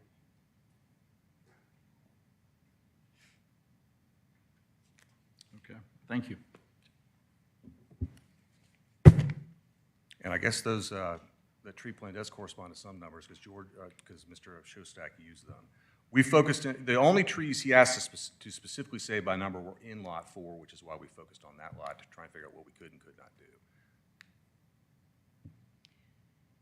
Quick question for you regarding the street width and parking. You mentioned in your comments that street parking would be allowed, and we just heard in city's presentation that it would not. Well, this is, number one, a private road serving 5 homes, right? There is room from a practical standpoint, if I'm having a Thanksgiving party or a Christmas party, for a car to at least park on one side and line it. It would not be a regular event. There's no reason for anyone to park on the street unless there's an event. But it's the same situation we all deal with, right? I mean, particularly the older streets are narrow in width. You know, either there's a sign saying only park on one side, or you have to make a judgment call. You see that all the time, particularly in town Atlanta, right? Those streets are so narrow that people know just to park on one side. You wouldn't be able to get through otherwise. So we're talking about a private road. You know, the only real reason to park on the street would be during a party scenario. And in that scenario, on this property and on the properties you live in, you do the best you can for the night. I would add that there's plenty of other reasons, such as service trucks for various, like if you're having repairs or remodeling done or whatever. That is certainly an important consideration. But I'd like to revisit with the city, even if it is a private road, what are the constraints, given the street width? Are we or are we not allowed to have any type of vehicle parked on that road for public safety reasons? So based off of city standards, you need a total, anything less than 28 feet from back of curb to back of curb would not allow on-street parking on either side. Regardless of whether it's a private road. Regardless of public or private road. Thank you. Correct. Well, I guess the only thing I'll say to that is, again, Mayfield Estates directly across the street has the exact same widths we're talking about here. I'm not aware of a condition that says there will be no parking on the street. You certainly have the authority and ability to add that condition tonight, and we would accept it. Are there any other questions for the applicant at this time? You know, you'll reserve the right to come back and I will, thank you. speak after public comment. I have one, sure. Oh, I'm sorry. Go ahead, Chris. The 30,000 feet that city recommended, would that be 3 houses, or did it just not paper when you went to sketch that out? Since that's the one that. I think it goes to 4. It definitely goes down. Does it go to 4? So we go from a starting point of 9 to 4, and at that point, we're talking about, just to be crystal clear, we're basically talking about 5 homes on 5 acres. That's what we're asking for. Reducing it below that would obviously increase the density. So it would drop from 9 to 6 to 5 down to 4. Okay.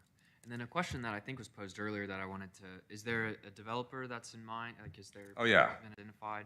So Mayfield has the capacity to develop the site on its own, but they are talking to a couple different home builders to JV with. These are actually some names you would know. I can't reveal them, but I've heard them, and they're names I know. They're folks who developed really on a impressive scale up here. But again, given the types of home we're talking about, there are quality levels that have to be met to meet the standard that is being set for this particular development. And the types of folks we're talking to meet that are at that level.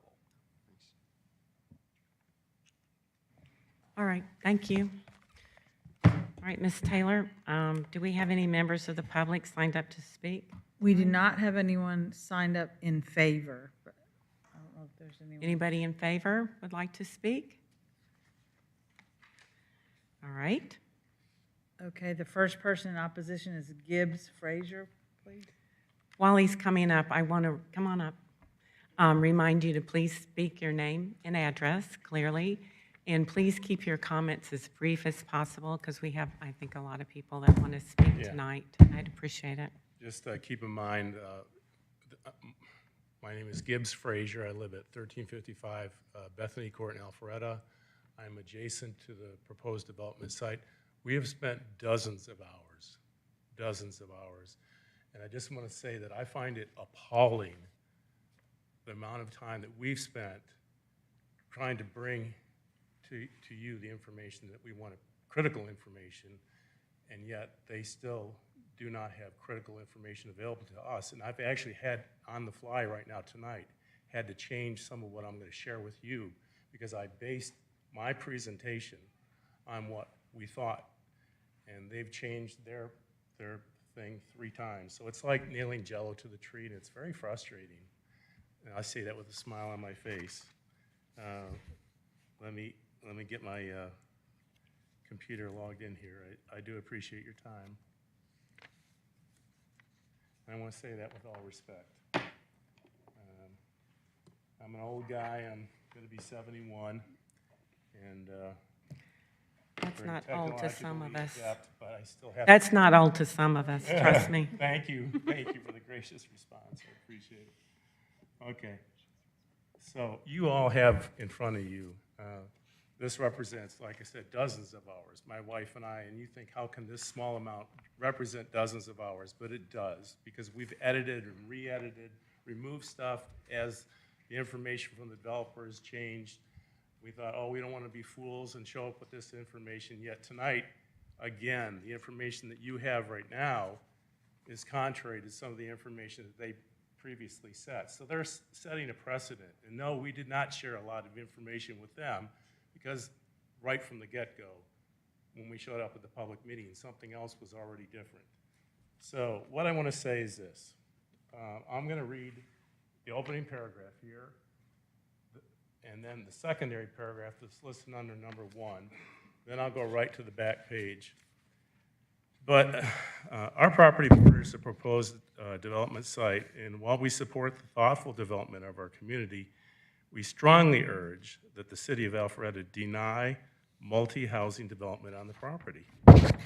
This long, narrow property is a rich, biodiverse home to multiple species of wildlife and specimen trees, which has offered a private and tranquil setting for all adjacent families. And like I said, we've lived there since 1998. And you know, I heard the operative word tree canopy, tree canopy, tree canopy. I love the word.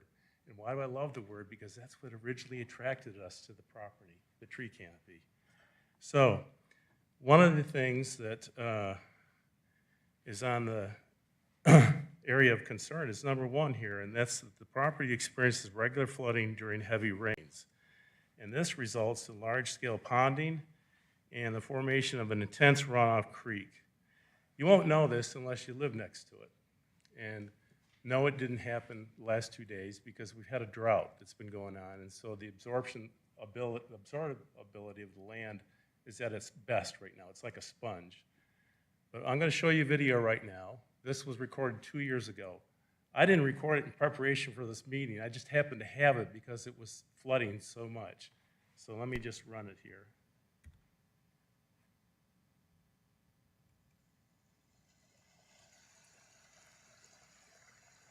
Now that's looking, I'm going to recycle this again. But this is just on the other side of the fence from our property. I'm reaching over with my cell phone and recording this. And if you'll notice, that's my house. So our house is right up here in the laser pointer won't show on the screen, but it's in the upper left-hand corner. This is an immense amount of water that comes through. It moves landscape timber out of the way for the neighbor's house.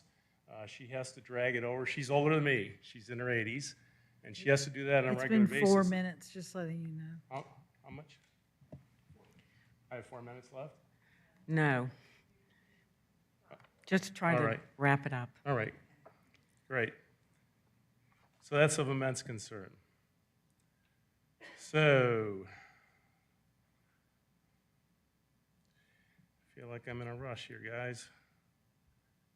I don't know why something so critical couldn't be gracefully allowed to be extended just a wee bit. I think everybody deems it important. Your voice is important, but Thank you. so is everybody else's, so. I appreciate that. And I agree with both of those statements.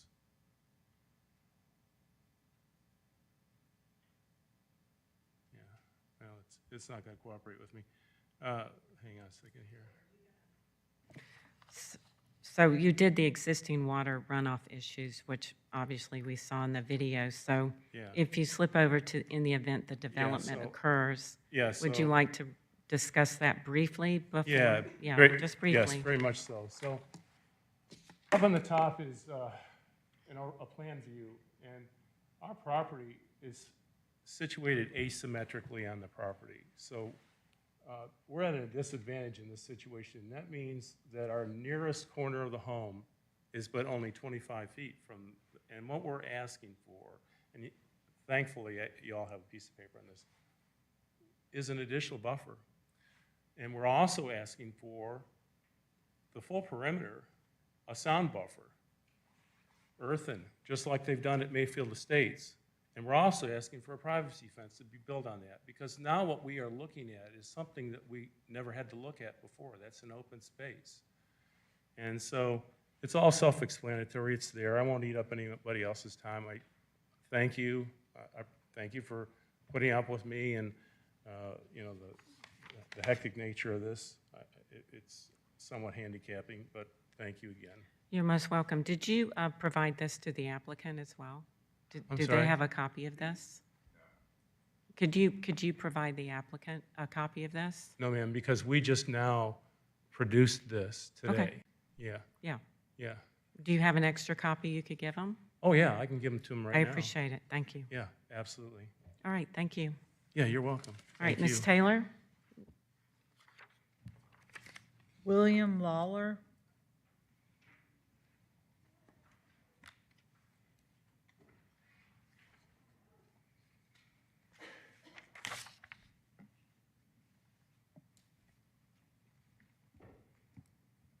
If you, provide your name and address, please. Excuse me, sorry for interrupting. Please press the bottom right button in front of the microphone. Right button. Thank How you. about that? Is that working? Great. Good evening, Alpharetta, council, distinguished members, and residents. My name is William Lawler. I'm here this evening with my mother, Belinda Lawler. She postponed her kidney surgery this evening so that she could be here with us and hear all the information firsthand. Because a lot of the information since the get-go on this has changed or been fluid with what the applicant has heard through the grapevine. I first heard that the property was being sold in December of 2025 when I noticed people walking adjacent to our property, surveying the trees, and I called the previous owner and said, "What gives? What's going on?" And that's when I was told that even though that we had been maintaining some of the property line that we shared with her and had paid for maintenance of trees that had been broken and fallen onto our structures and our property, that we were not even given the right of first refusal on the deal. That a deal had been done. It would not be disclosed as to the details of the deal, but that Jamie Wonder was purchasing the property and intended to take a portion of the property for herself and then put 2 homes there. My first thought was, well, maybe they have some siblings or somebody they wanted to bring in and, create a little mini community within our neighborhood. And I thought, okay, that's great.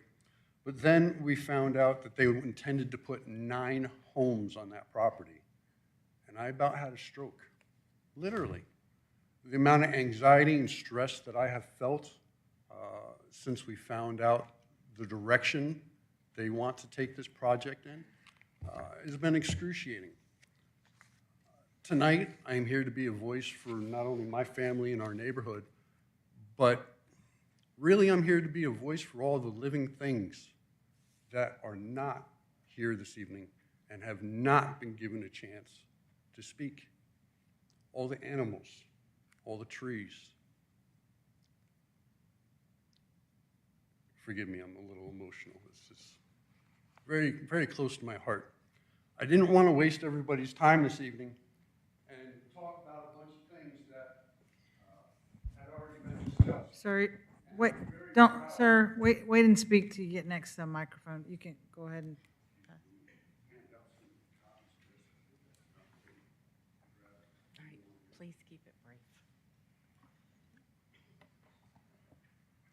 you know,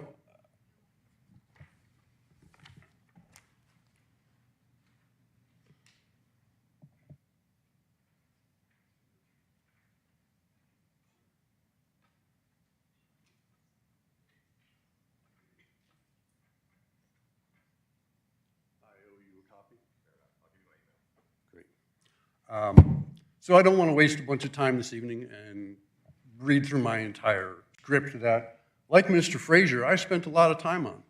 And at every turn in the bend, we find there's something different, or something new has been proposed, or they want to change something else. And now this evening, I see they haven't even done the due diligence of having a proper tree plan submitted. And I'm angry, for lack of a better way to put it. You know, I feel like we're being pressured into having this community forced upon us. And we've been given very little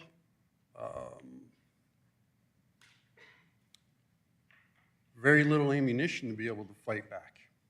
I appreciate you coming forward. Thank you. Thank you. This is very comprehensive. We might put you on the next comprehensive land use plan steering committee. Ms. Tyler, do we have another? No. Do we have anybody else that would like to come forward? I see a lot of faces. No? All right, I'll close public comment and like the applicant, if you'd like to come back up to briefly say some words. The applicant spoke for 13.50 minutes. Thank you, but he has I'll let him. Okay. Thank you. Please keep it brief.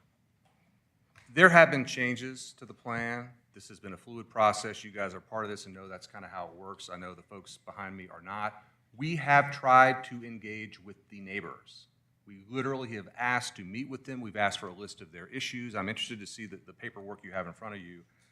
But again, we've been trying to improve this plan. We've been trying to lessen the impact. We've been trying to bring it into more compatibility with what's in the area. I hope you are sensing that a little bit, but I'm going to make the offer again. I would like to defer this application for 30 days. There's no reason for this to feel unsettled. There's no reason for there to be confusion about what is being proposed. We are here to answer every question. We are here to respond to every issue to the best we can. We've been sort of working with staff and dealing with their conditions, but again, we would love to hear from these folks and see if there's a way to address the concerns and at least relieve the anxiety again. 9 lots to 5, 15,000 square feet to 24,000 square feet.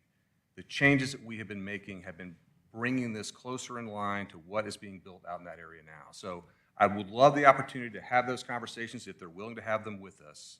And so my request now to try and avoid confusion, to try and relieve anxiety, is for a 30-day deferral so that these issues can be settled. We can sit down, we can talk if they're willing to do it, or at least give them an opportunity to study where we are now with this application, because clearly there's a disconnection there. Thank you. Let me, Michael, can you come forward a minute? Would the staff be okay with us deferring this for 30? And then what would the timeline be? Is it possible to defer it? Yeah, based we were upon- just looking at the June Planning Commission schedule. I know it's pretty full. June 4th. We do expect one of the items to be moved from June, so we would just have 3 items. It's possible one other could potentially The ad defer. went in today, so that. Yeah, but we would have sufficient room to provide an update on what has changed since we have conducted a public hearing here this evening. Okay. It wouldn't need to be the full presentation. We could just provide updates on what has changed since. Okay, all right, Yeah, thank you. we could accommodate June 4th. All right, thank you. Then I would suggest, and I would open this up for comment from any of the planning commissioners, that if we do defer this, I would really like to see you work further, and I appreciate you willing to lower the anxiety of everybody in the room and your willingness to cooperate as with the community and discuss some of their concerns. water runoff is obviously one of the biggest topics we have in our discussions with our community. So if you could address some of that with them, that would be helpful. And also, the tree save, if you could make that a little bit more clear for us, because we don't like to live in clouds. We're very specific with our plan and our applications, and that would be helpful. We'll do that. I actually wanted to make a point on the water runoff. I saw that. I've had to live with that myself.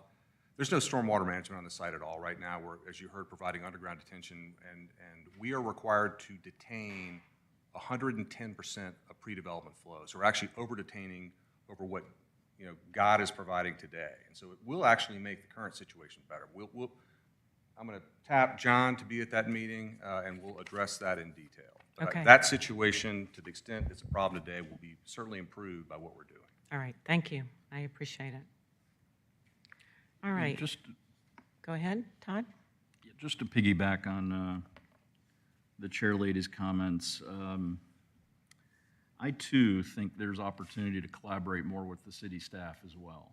And I would give serious thought to an actual tree save plan that is compliant with the public hearing requirements that the city has.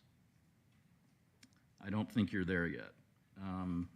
I also think collaborating with the staff more on the minimum lot size issue is important.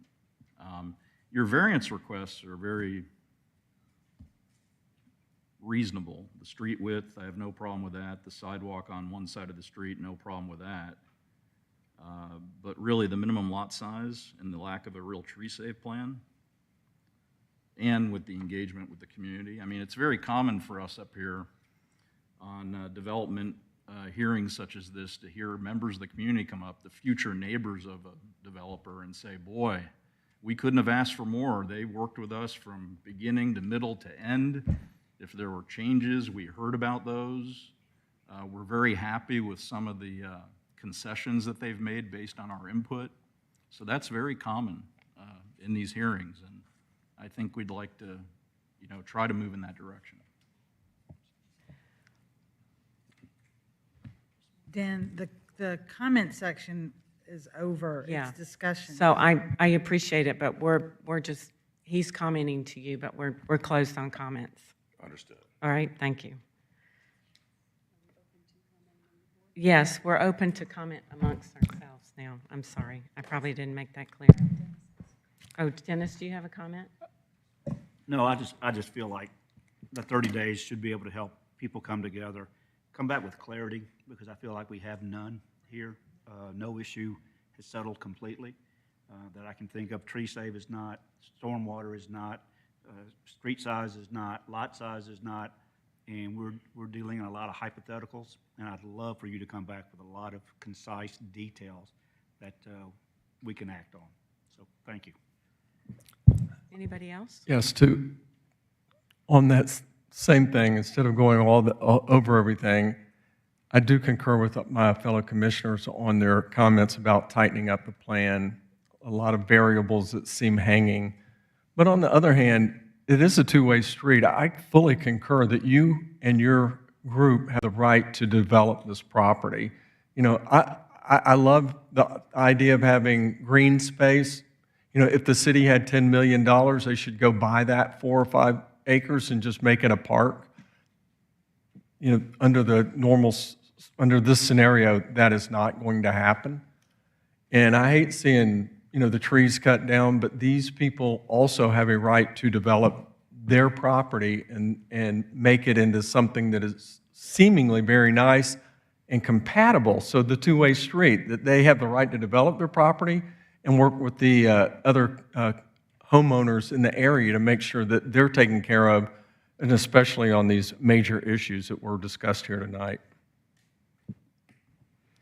Final comment, at least for me on this, is definitely this needs to be deferred, and a lot of issues need to be resolved once and for all, notably, and not the least of which, is the actual number of lots to be developed.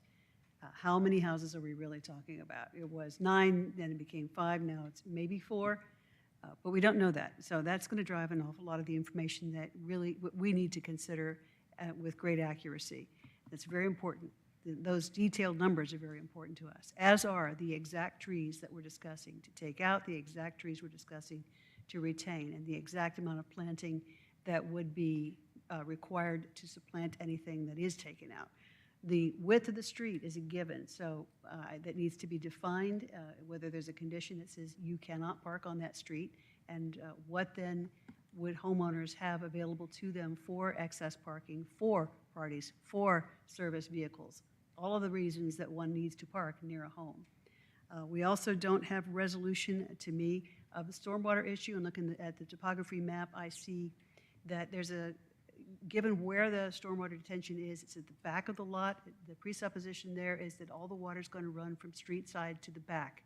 But we do see evidence now, thanks to the gentleman's video, that the water does tend to run and collect along the sides. That is an unaddressed area. We may need to be looking at something more extensive in the way of storm drains or trenching, any number of things. I realize that a true stormwater plan is not required until the LDB process, but we generally encourage developers to come forward at this stage with a more fully developed plan so that we have fewer concerns before we okay this to go to the LDB process. So to that end, I would support deferring and encourage that all of these issues be adequately resolved before it comes forward again. I have nothing to add. You all have done a wonderful job of capturing my sentiment, so thank you. And same for me. Everything was very thoughtful. Thank you, public, as well, for chiming in. Okay, if we don't have any further discussion amongst ourselves, I'm going to open the floor for a motion. Madam Chair Lady, I'd like to make a motion to defer Z-26-04/V-26-06-1425 Mayfield Road to the, Michael, Kathy, would you help me to our next, to the June 4th meeting? Correct. All right, That is my motion. I have a motion. Do I have a second? Any further discussion? All right, all in favor, please raise your right hand. All opposed? The motion is approved.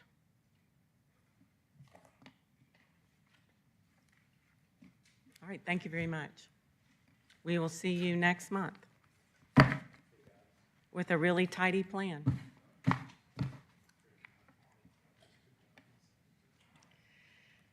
Okay, is everybody good? Do we want to continue on?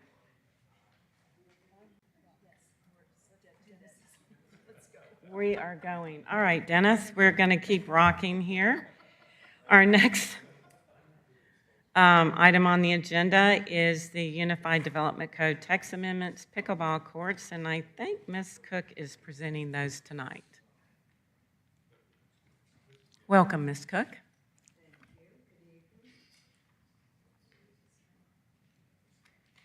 So the next item before you, staff is recommending text amendments to the Unified Development Code, Section 1.4 definitions, to add definitions in Section 2.7 miscellaneous regulations, to add regulations pertaining to siting requirements and design standards for pickleball courts. The proposed text amendments are intended to balance the demand for pickleball courts, neighborhood compatibility concerns, as well as the legal risk. And with the growing popularity of pickleball, the city's experienced an uptick of questions, complaints over noise related to pickleball courts. We had two different developments that they do have HOAs, but they were Glen Abbey and Claremont, for example, that had tennis courts that were converted to pickleball courts, resulting in numerous noise complaints to the city. Currently, the UDC allows clubhouse, swimming pool, or community recreation facilities serving a subdivision as an accessory use in all residential zoning districts, and the UDC does not distinguish among the types of sports courts permitted under community recreation areas. So basically, if it says common area, there's a tennis court, it can be used within our code and converted and used for pickleball. So we did some research because we had the outreach, which started last year. So we did some outreach. We looked at the American Planning Association, what they recommend, zoning practice, managing pickleball noise through zoning. We also attended some different seminars. Did a lot of research also to look at surrounding cities. Did not find that they had any regulations in place within the surrounding cities, but we did look across the country. And the groups that we worked with that had given us tons of information, really great information, and told us where we could find that in other communities as well as other states. So we felt like we did a lot of research and we were able to make a good recommendation to you this evening. And what we found is that they do, it's recommended a 3-tiered permitting structure, a prohibited zone, a conditional zone, and a by right zone. And what that means is what you'll see here is that you set up the requirements that there's a prohibited zone. At the beginning, we put definitions where this applies. Basically, the application would be for new construction of pickleball or converted pickleball. So this would not go back and retrofit to something that exists. We know we do have pickleball courts that exist, and just like any other change we make within the Unified Development Code, it would be for new construction, new conversions. The definitions are here, and then we have the siting requirements. We're recommending that it's prohibited, that a pickleball court is prohibited up to 350 feet from a dwelling, and we did some research, and there's some recommendations that it would be reduced to 250 feet. We saw research both ways, and we went with the 350 feet. And then we look at the 2 is the conditional zone, greater than 350 to 800 foot from a dwelling. Outdoor pickleball courts, not included fully enclosed courts, are permitted only with a conditional use permit. So if they're fully enclosed within a building, then this wouldn't apply. But if they are within the 350 feet to 800 feet, they would have to go through a conditional use process where we would be able to hear from surrounding neighbors, be able to look at what type of boundary, be able to also look at a acoustical analysis that would be prepared by a qualified professional. And then we also have the by right zone, which is greater than 800 feet, or as I stated earlier, if they're within an enclosed building. And then there's other considerations, of course, the topographic or context consideration. We would also still look to see where it slopes, if it's located within a bowl, what kind of noise output it would have because of the topo. Design standards, all permitted or conditionally permitted courts comply with several different requirements. Court orientation, courts shall be oriented where feasible to direct the predominant sound energy away from the residential properties. 2, noise barriers in place where required, and then the definition of the barriers of what those details look like. And then the enforcement regulations, we also listed the enforcement. And then for variances, no variances shall be granted to allow outdoor courts within the prohibited zone, which is less than 350 feet. And we had some other comments. We had comments whether we would address our noise ordinance. This is not a change to the noise ordinance. The Unified Development Code looks at land use regulations, distance. There are no considerations of specific noise dBA within the Unified Development Code. We are also not recommending any changes to equipment. There's a lot of research we did that recommends that you use the soft paddles, but we don't put things in the code that we can't regulate. We know that that's something that our code enforcement would not be able to regulate. That would have to be something that would be up to HOA or individuals to regulate. So that is our recommendation, and I'm happy to answer any questions you may have.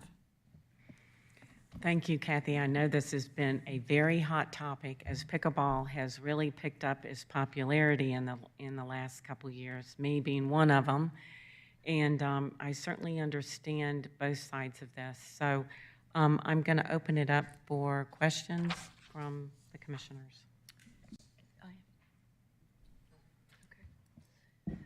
a fellow pickleball player as well. Oh, I remember that. Yes. And I live in a community where they have converted, they've made tennis courts flex courts. So they're tennis or they're pickle, depending on the users. So I have a question about under applicability, number B1, it says including new construction and the conversion of existing sports courts. So conversion is really what my question is, Kathy, because Yeah. you can stripe a tennis court and it can be both tennis and pickle.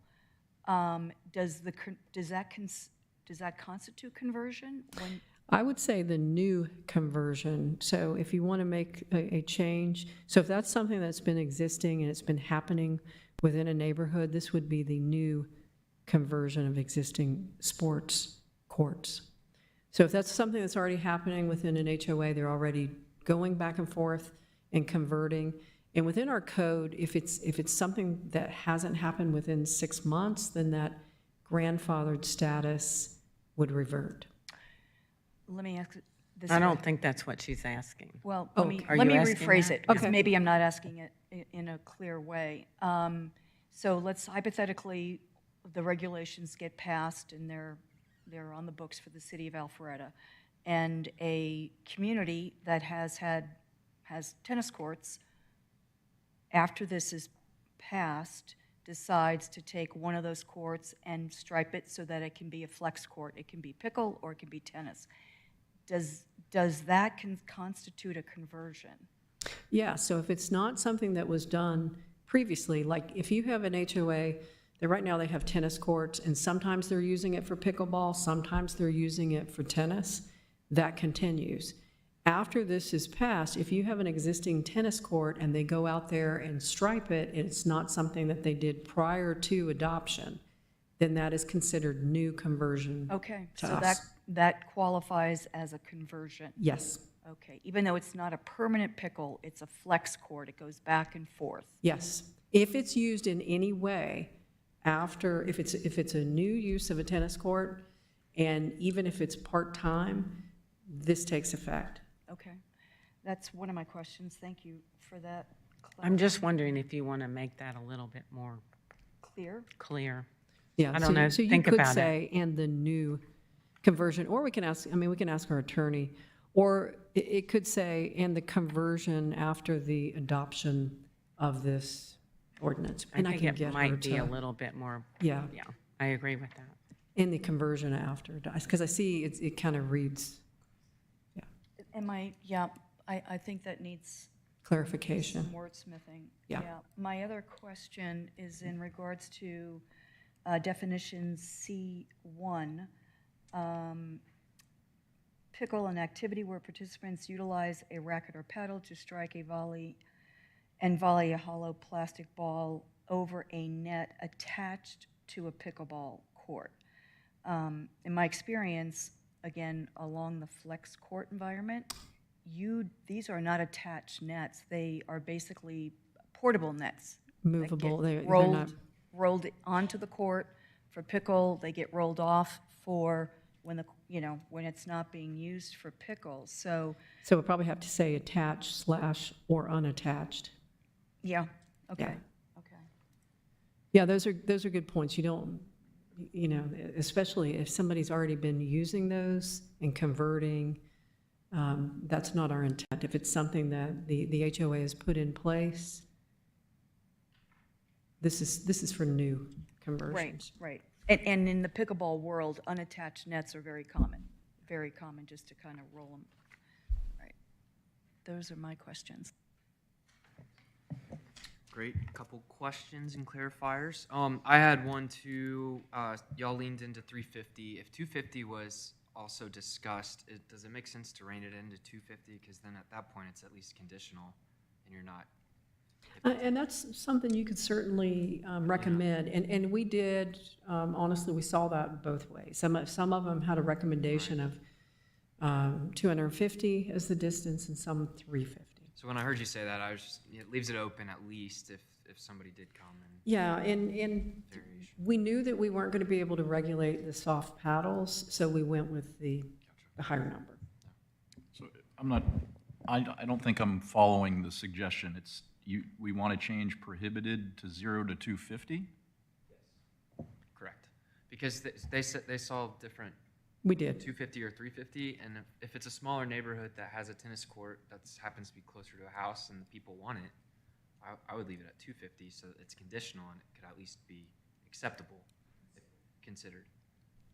If it's 350, if it's less, if it's 250 and we're saying 350, then it can't be considered. It's just. I guess I missed that. I thought the conclusion of the research was where there are prohibitions in place. No, three- yeah, we did find some that had 200, and actually, I think there's a chart that we provided on the second page, and it showed that in Brazelton, Georgia, they prohibit courts within 250. So there are, Park City, Utah, Centennial, Colorado, they actually, they use the 250. So there were different cities. We weren't specifically tied to the 350. That was just one of the, that's the recommendation we were making. But we certainly found as many instances of 250.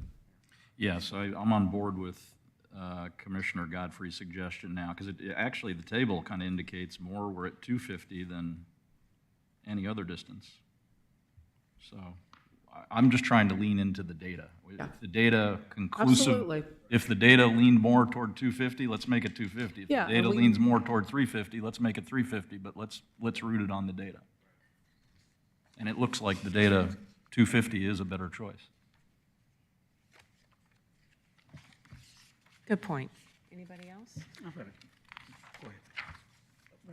Very briefly, Kathy, enforcement, particularly item number 1. I'm wondering how that looks.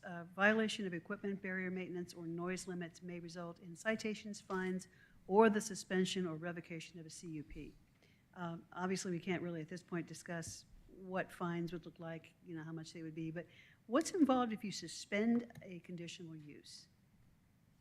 So with the conditional use, and we have to do this all the time, we have a conditional use and make sure that people are meeting the conditions of that approval.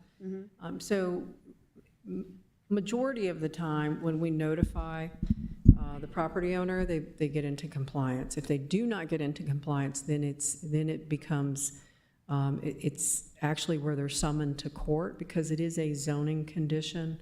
Once you get a conditional use permit, then there are fines, fees that can be attached. But majority of the time, they meet their zoning, conditions of zoning. Could they be conceivably be required to rip out the pickleball court? Yes, Okay. yes. And we talked about that, the enforcement of it, because our code enforcement officer said, what if somebody has a tennis court in a subdivision and they just convert it? And I said, and then we say, no, you're within 200 feet or whatever, so you can't have that. And we decided that it was pretty easy to retrofit back, since it's mostly moving nets, it's striping. So we didn't believe that would be something that would be a burden to convert back. Okay, and also within that category, city may require third-party acoustical verification. Do we need to be a little more explicit about that? Like, is there a particular type of service or authority that we look to for that? I don't think that we do, but, sometimes it's better to leave it more open, because, we interpret and we interpret the code. So I think that we're okay. Okay, thank you. On those same lines of the enforcement and the noise, did I hear earlier there's not a development standard for noise in the neighborhood? I don't know what they're trying to hit. Yeah, so. What levels are they trying to? So we have a stay in? noise ordinance, but it doesn't call out different levels for different uses. It's just the 60 dBA at the residential property line. Okay. So some of the different ordinances and some of the different comments that we had from residents was to look at our noise ordinance and consider making changes specifically that would be for a pickleball use, which that would open it up into, we would have to look at a lot of different uses to see if they would also need to be changed to a different. So that's not something that we're moving forward on, but we wanted to move forward and get the, make the change, recommend the changes for the Unified Development Code. So the standard would be 60 dBA at the property line? Yes, we still have that within our noise ordinance. Okay. Right, and following on that, having been down this road for other reasons, the 60 dBA is sustained. And that's where the devil's in the details. And pickleball is not a sustained noise, unless you're having a really good volley. Yeah, and like I said, I'm not going to talk about the noise ordinance. I'm not probably going to be the expert on the noise ordinance, and that would be something where we would have to get, before we would make any changes, somebody that is a noise expert. And that's exactly what we found too. I mean, with the seminars that talked about it, is, you know, some of the recommendations from the citizens were to look at making those changes because of the difference of type of noise. But again, that's not something that we're considering at this time, but we are considering putting those land regulations in place. Just as a question, Kathy, on the noise enforcement component, which group in the city is responsible for enforcing That's our public safety. public safety? Yes. And code enforcement is responsible for, Conditions of zoning. Conditions, Yeah, yep. what we're putting in place would be our responsibility. The noise ordinance would be something that the police department, public safety, enforces. okay. So a couple questions. Anybody else have anything before I? Was this, Go ahead. was this precipitated by the noise or it being annoying? You know, it's like, I've played pickleball, not a lot. I played a lot of tennis, and, you know, it's not really that loud, but pickleball is more annoying. Is that what it is? We've gotten a lot of complaints, the city? Yeah, it's because of the sound is different. And some of the regulations we looked at and seminars talked about that it's almost like a barking dog type noise, because, you know, you can't really count on that noise being the same. It's not the same, it's not repetitive. So it's just a very different type of noise.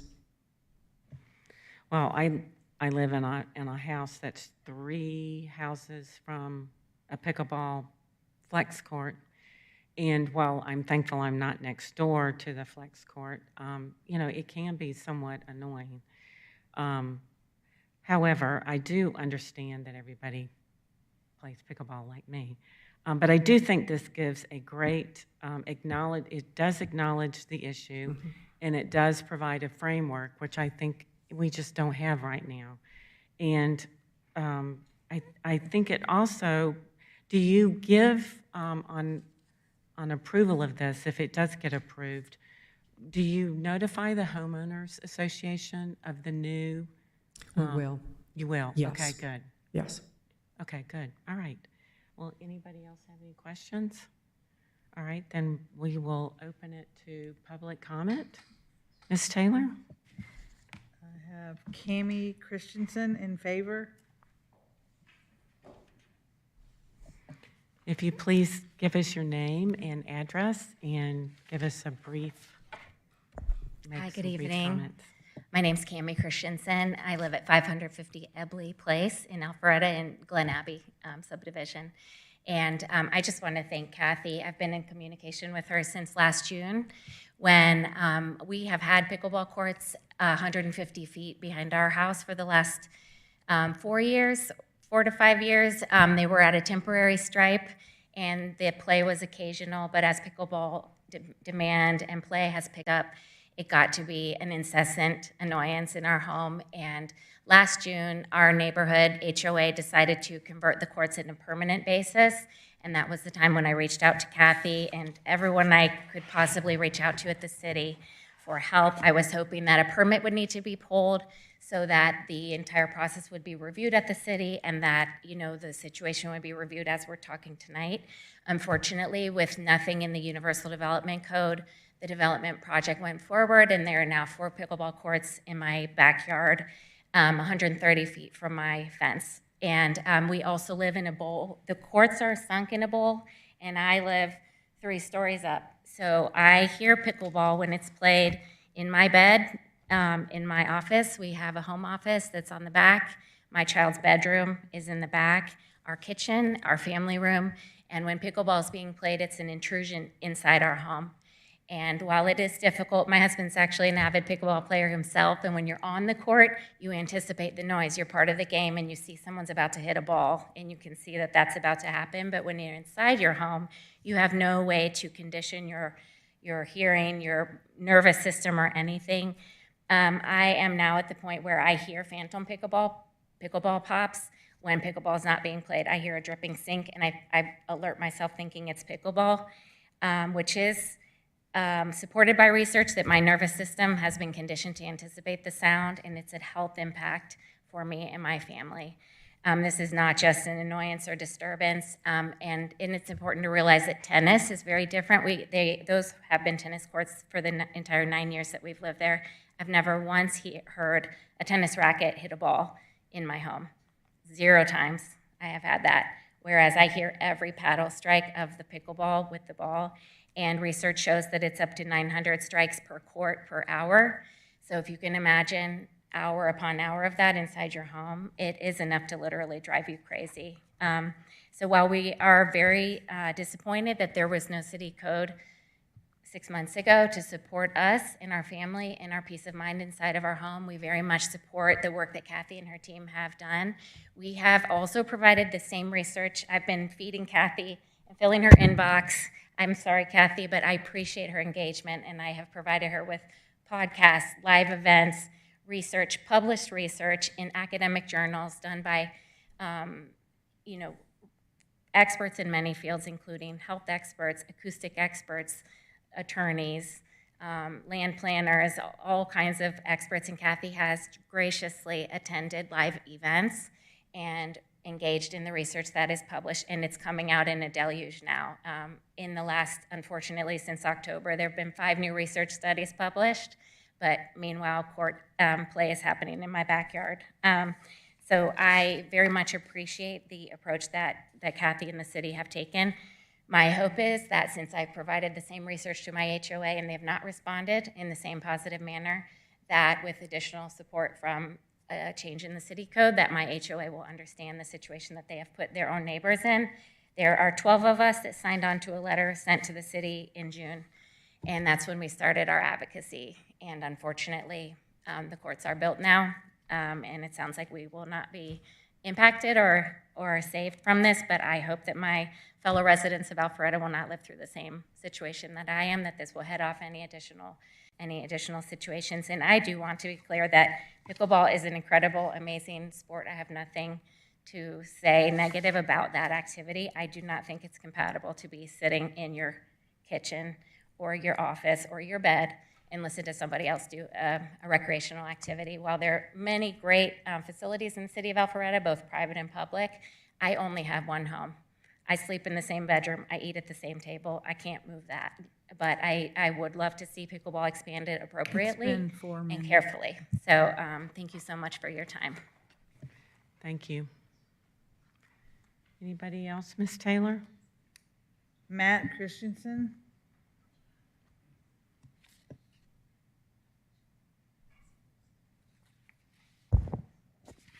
Good evening. My name is Matt Christensen. I live at 550 Ebley Place in Glen Abbey.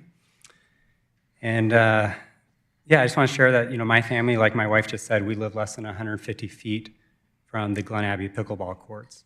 And for the past 2 years, the sound has been a constant disturbance to our daily lives. This isn't simply about decibel levels, as we just talked about, but it's about the frequency, the sharpness, the repetitive nature, and the high-pitched impact that cuts through our walls, our windows, in any attempt at normal life. No Alpharetta resident should be expected to endure that kind of intrusion in their own homes. In fact, even tonight before coming here, I could hear it loud and clear. We're living so close to the courts, there's no place that we can escape from it. The noise has become, unfortunately, part of our lives, whether we want it or not. Now, I do want to be clear, like my wife said, I love playing pickleball. I'm an avid player. I get out there often. And, on the contrary, that, like I said, I do love it. However, we need to be responsible about where the courts are located.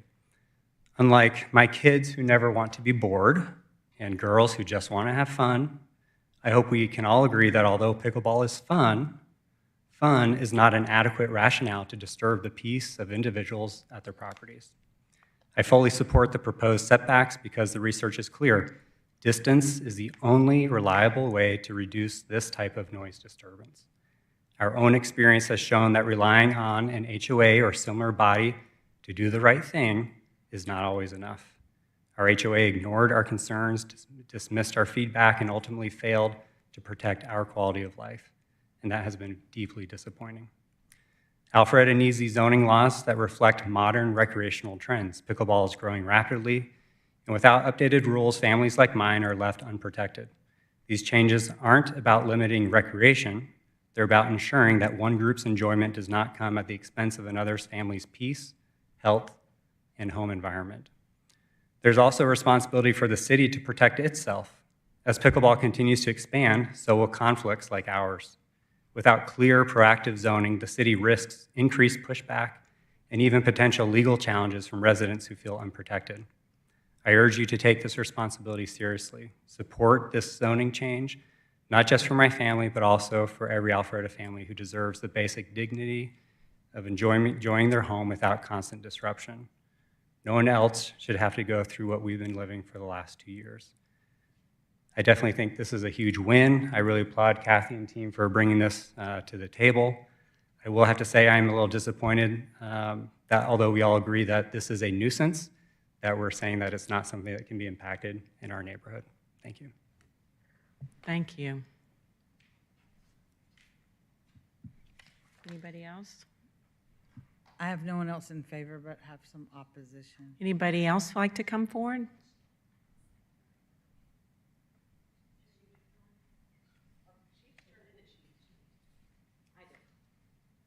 Just state your name and some brief comments. My name is Beth Shawhouse. I live at 345 Tivadale Court. I didn't bring any remarks. I spoke at the city council meeting that we attended a couple months ago, but pickleball has significantly affected our family in our own home. My child cannot sleep in their room. He was awoken, he was a baby, and would get woken up whenever it was being played, so we had to move him to the basement 2 floors away from where the rest of the family lives. We tried getting new windows on the back of our home.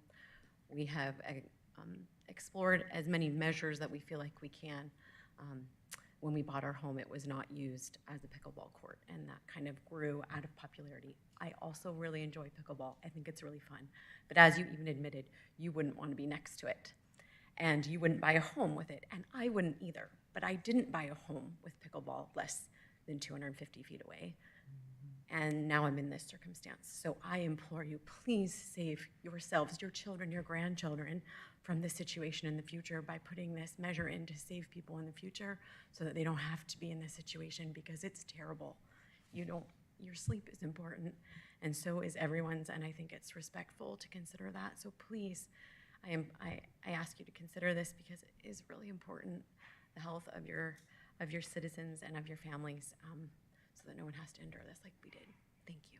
Thank you. I'm sorry, are you at 3:30? No, I did not fill out a form. Okay, She's thank saying you. she did. All right.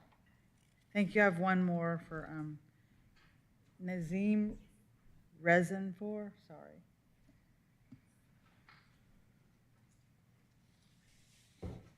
Good evening. My name is Nasim Rezvanpour, and I reside in 12330 Claremont Avenue.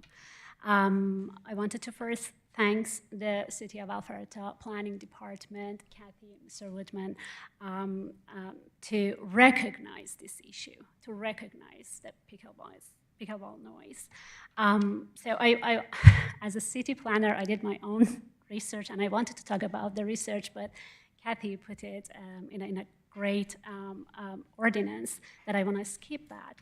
But I just want to mention we bought our house 2 years ago, and it was close to tennis court, but it was on pickleball court.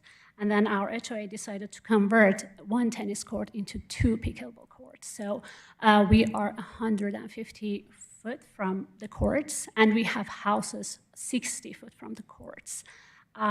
So it has become difficult to comfortably use our backyard or even inside our home with the windows closed. The repetitive noise is clearly audible and disruptive to work in our daily life. Over the past year, I have participated in meetings, attempted to collaborate on the solution. While our HOA and players did try using quiet paddles to reduce the noise, some of them actually, not all of them, it didn't make a meaningful difference. And the impacts have continued despite those efforts. So my request tonight is not to eliminate the pickleball. It's simply to ask the city to recognize that converting tennis courts to pickleball courts in residential area, especially where homes are within 200 feet or closer, should involve professional noise study, a clear setback, and also sound barriers. And I understand that the ordinance is mainly intended for the future development, and I appreciate the city taking this step. I also hope the city recognizes there may be a need for evaluate already converted courts where residents are already experiencing impact. Thank you. Thank you. Anybody else? I have opposition. So. I'm sorry? Opposition. Oh, is there anybody in opposition of this? I have Jit Saha, please.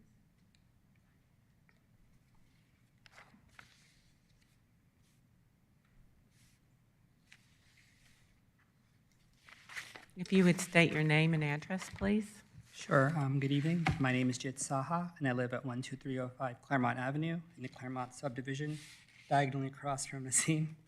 I'm here tonight because I'm concerned about the proposed language that I believe will stunt the growth of pickleball.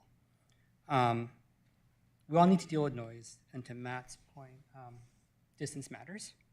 So I'm hoping to do this with some practicality. I'm good with the 250 feet because that's where the research has shown. So if that works, it's not a concern. I'm happier that it's supporting the data. For the second point, though, the rule for converted courts is where this becomes truly difficult because many of our existing neighborhoods have tennis courts that are underutilized. These courts are often built within 100 to 200 feet, as people have said, decades ago. So under this new rule, those communities are permanently banned from updating their own amenities, even if the entire neighborhood wants to change. I believe that for existing private communities, this should be an HOA decision, not a city mandate. They're capable of self-regulating, and if you don't like them, you can run against them. I don't think this is a city responsibility. I think some of the choices for noise dampening fences are nice, but they're sometimes expensive. The panels go like $20,000, evaluations is $15,000. For small communities, it's cost prohibitive. So we're trying to get practical solutions to this. At the end of the day, please don't regulate pickleball out of existence. I think that you lowered the new subdivision requirement 250 feet and to exempt HOA governed conversions from these blanket distance rules. Let's find a balance that respects our neighbors. That's it. Thank you. Anybody else? David Buchanan. I'm sorry. Sorry if I.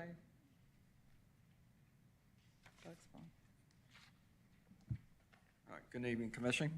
My name is David Bucksbaum. I live in the Claremont subdivision at 1020 Claiborne Drive. Jit, myself, and another individual, and goes by Nassim, but Nancy was on a committee that we formed in our neighborhood. The HOA formed a committee to do a study period to look into what would be appropriate and reasonable use of pickleball courts. We have flex courts. We don't have permanent courts. We did this study for 8 months. We looked at all kinds of information. We had this public city officer come out and do a no noise walk around to make sure we were within that ordinance. We landed on some reasonable guidelines. We limit the time, types of paddles. We use a ball that plays noticeably softer. We posted on our courts the rules, and you can scan it so that people can see what they have to do.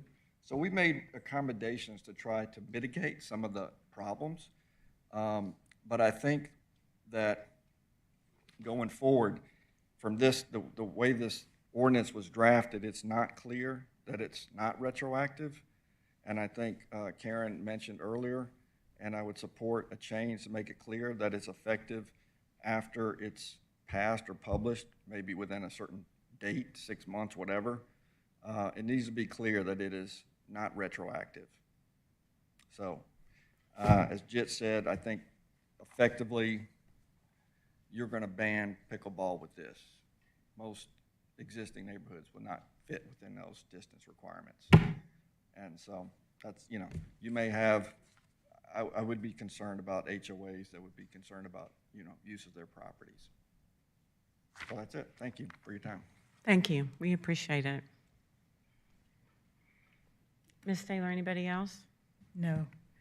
Well, I certainly want to, before I close public comment, want to say thank you for all of you to sit here to this late time and, you know, voice your opinions for and against, because it's all important to the city to be able to hear everybody's voice. And we want everybody to know your voice is heard, even though it might not, you know, be in favor of what your position was tonight. We want you to know we did hear you.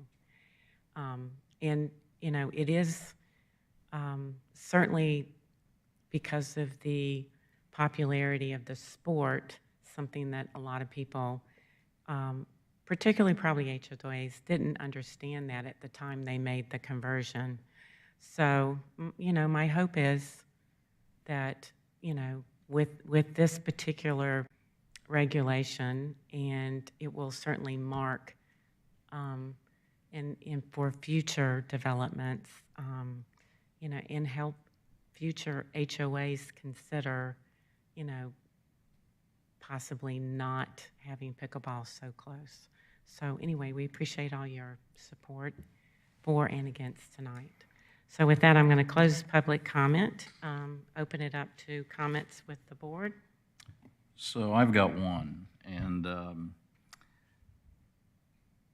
you know, those stories were pretty impactful, and I want to get this right. And I know I was open to the 250 feet, but if I'm sitting across from people that are having a problem at 150 feet, I don't know if I feel good about 250. You know, 249 feet, or 251 feet, I guess, is an automatic, I guess is not prohibited. 251 is not necessarily prohibited. And, you know, there are examples all of us know from what we do on the Planning Commission. I mean, Alpharetta looks at what other cities do, and we set the bar higher.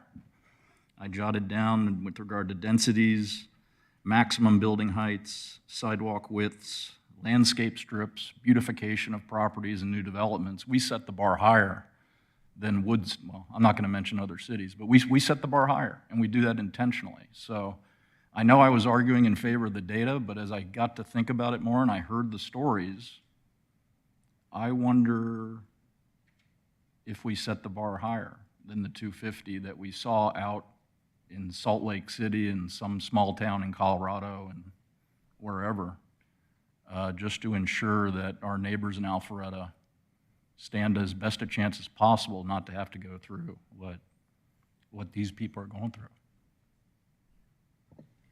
So I don't know. I know I'm arguing against myself, but I want to get it right. So those are my thoughts for discussion. Anybody else? I Chris? would stand by 250 for, I think it meets both. It doesn't prohibit it if the HOA or organization wants it. It allows it to be considered. I still would stand by a conditional zone, allowing that to be decided based on the where it sits on the land and the sound. So I would still stand with 250. I think there's a great peer set here of high-end comps. So that would be my consideration. And certainly appreciate the stories. I am struggling with the 250 or the what staff had recommended at 350. But my question, I wanted just to ask Kathy to clarify, in regards to the comment by the last speaker about retroactiveness. Can you speak to that? My understanding is anything that we put in for code never is retroactive. That's correct. Yeah, so at the time of adoption is when it goes into effect. I do like the earlier discussion, though, that I think that you had brought up about clarifying 1 and 2. And then I'll also talk to our attorney prior to city council to make sure that she's comfortable with that. But for 1, including new construction in the new conversion of existing sports courts, but I'll also get her to look at it and make any other recommendations. But it absolutely does not apply to anything that exists prior to adoption. And then on 2, you had spoke about that, I mean, on under the definitions, net attached or unattached. I think that that's a good change. So you're saying, just to be clear, in regards to the applicability B1, the language there will be tightened up after you speak with the attorney, the city's attorney, in regards to the flex court? I would go ahead and change it to new construction and the new conversion. Because we put new construction, for now, you might as well put in the new conversion of existing sports courts, and we're going to put after adoption. So we're just adding the word new in front of conversion? Yes, and I'll get her to look at it and make further suggestions. Okay. All right, thank you, Kathy. Thank you. Go ahead. Regarding the question of whether this is an HOA matter or a city ordinance matter, as a former director of an HOA board, this is definitely not something that the vast majority of HOAs are in a position to enforce. That they almost entirely default to city ordinance for noise issues. So in this particular case, this is definitely an opportunity for a city ordinance to step up and help. I would also suggest that in terms of any enforcement, having it not be an HOA matter does not put the burden on the HOA to have to set neighbor against neighbor. That being said, future HOAs, or HOAs looking at future conversions will need to think very, very hard about the impact to their homeowner members. Thanks. And I'll just add a comment. I play 2 or 3 times a week, so, and I live about 500 feet from the one flex court that we have, so we can never have more than 2 courts going at the same time, so maximum of 8 people playing at once. And at 550 feet from the court, I hear it loud and clear. We rarely have 8 folks on a court, so it doesn't impact my quality of life at all, but we do have homeowners that are 200 feet from the court. By the grace of God, it hasn't become an issue yet for them, but it's a wonderful sport, and it is unlike tennis. It's more adaptable. More folks can play it. You're not running as hard as you are in tennis, and it's a lot more social. And so I'm a huge fan, but I'm also cognizant of the amount of courts that our city has as far as our community, Wills Park, North Park, Webbridge Park. So I feel like the HOA environment is not the only environment to play pickleball in. And it's convenient for me, but I would, in a heartbeat, go to North Park if I couldn't play in my HOA.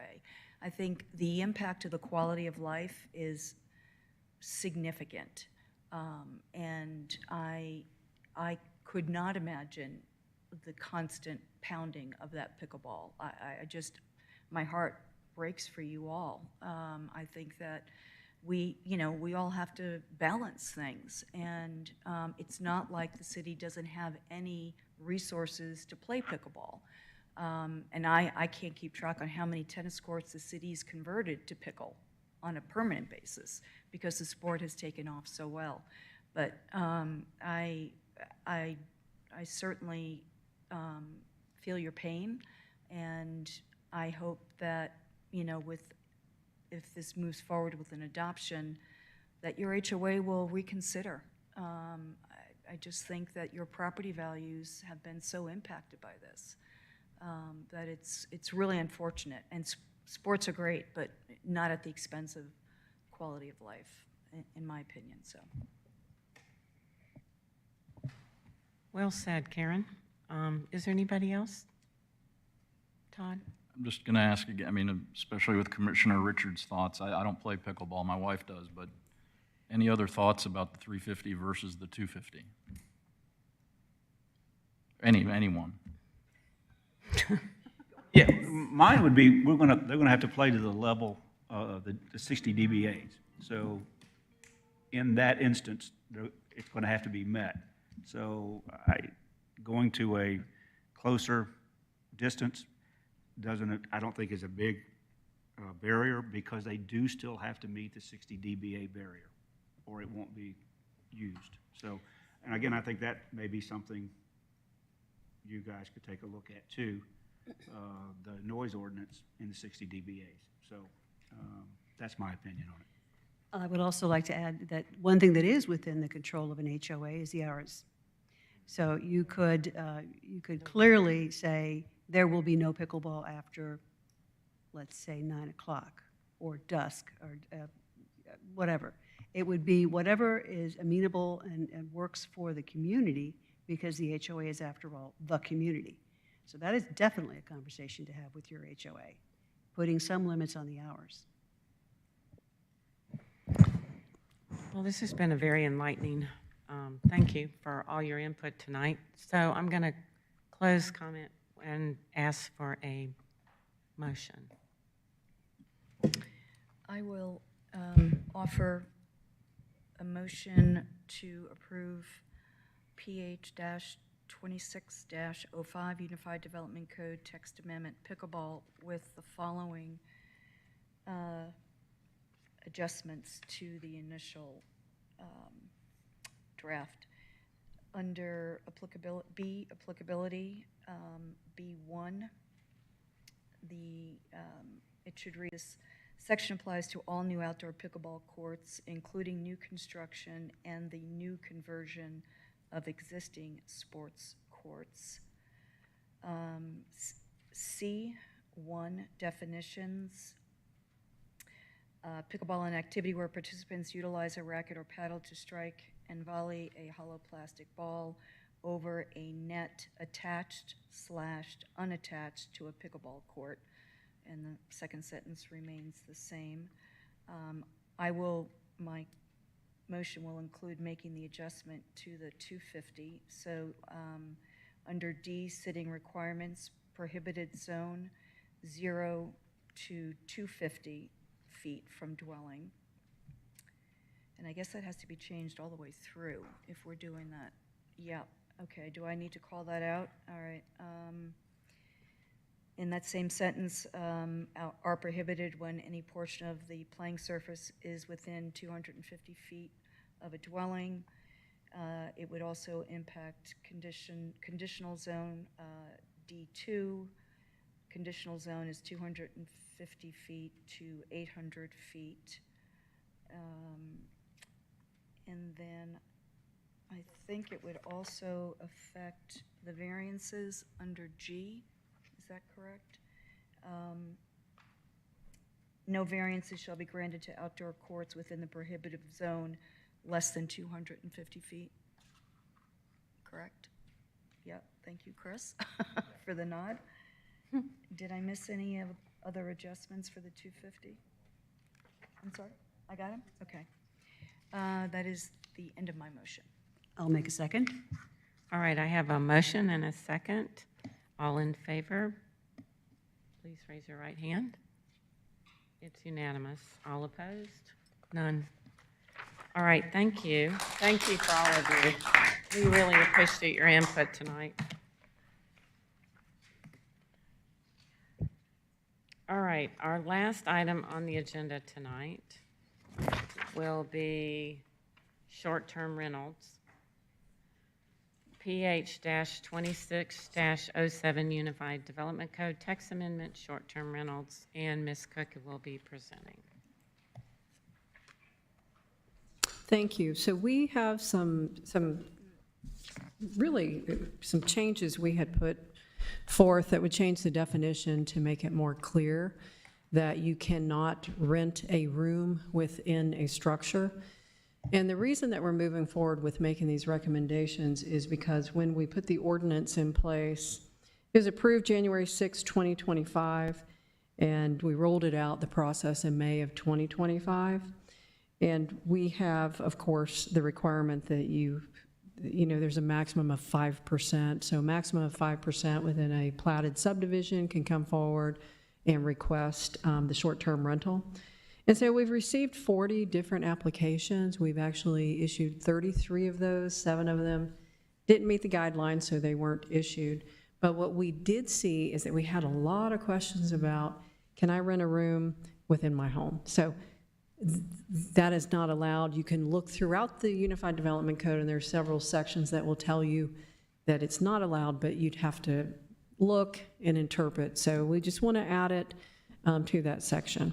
So what we're looking at adding is under section 2.7, miscellaneous regulations. Number 1, we're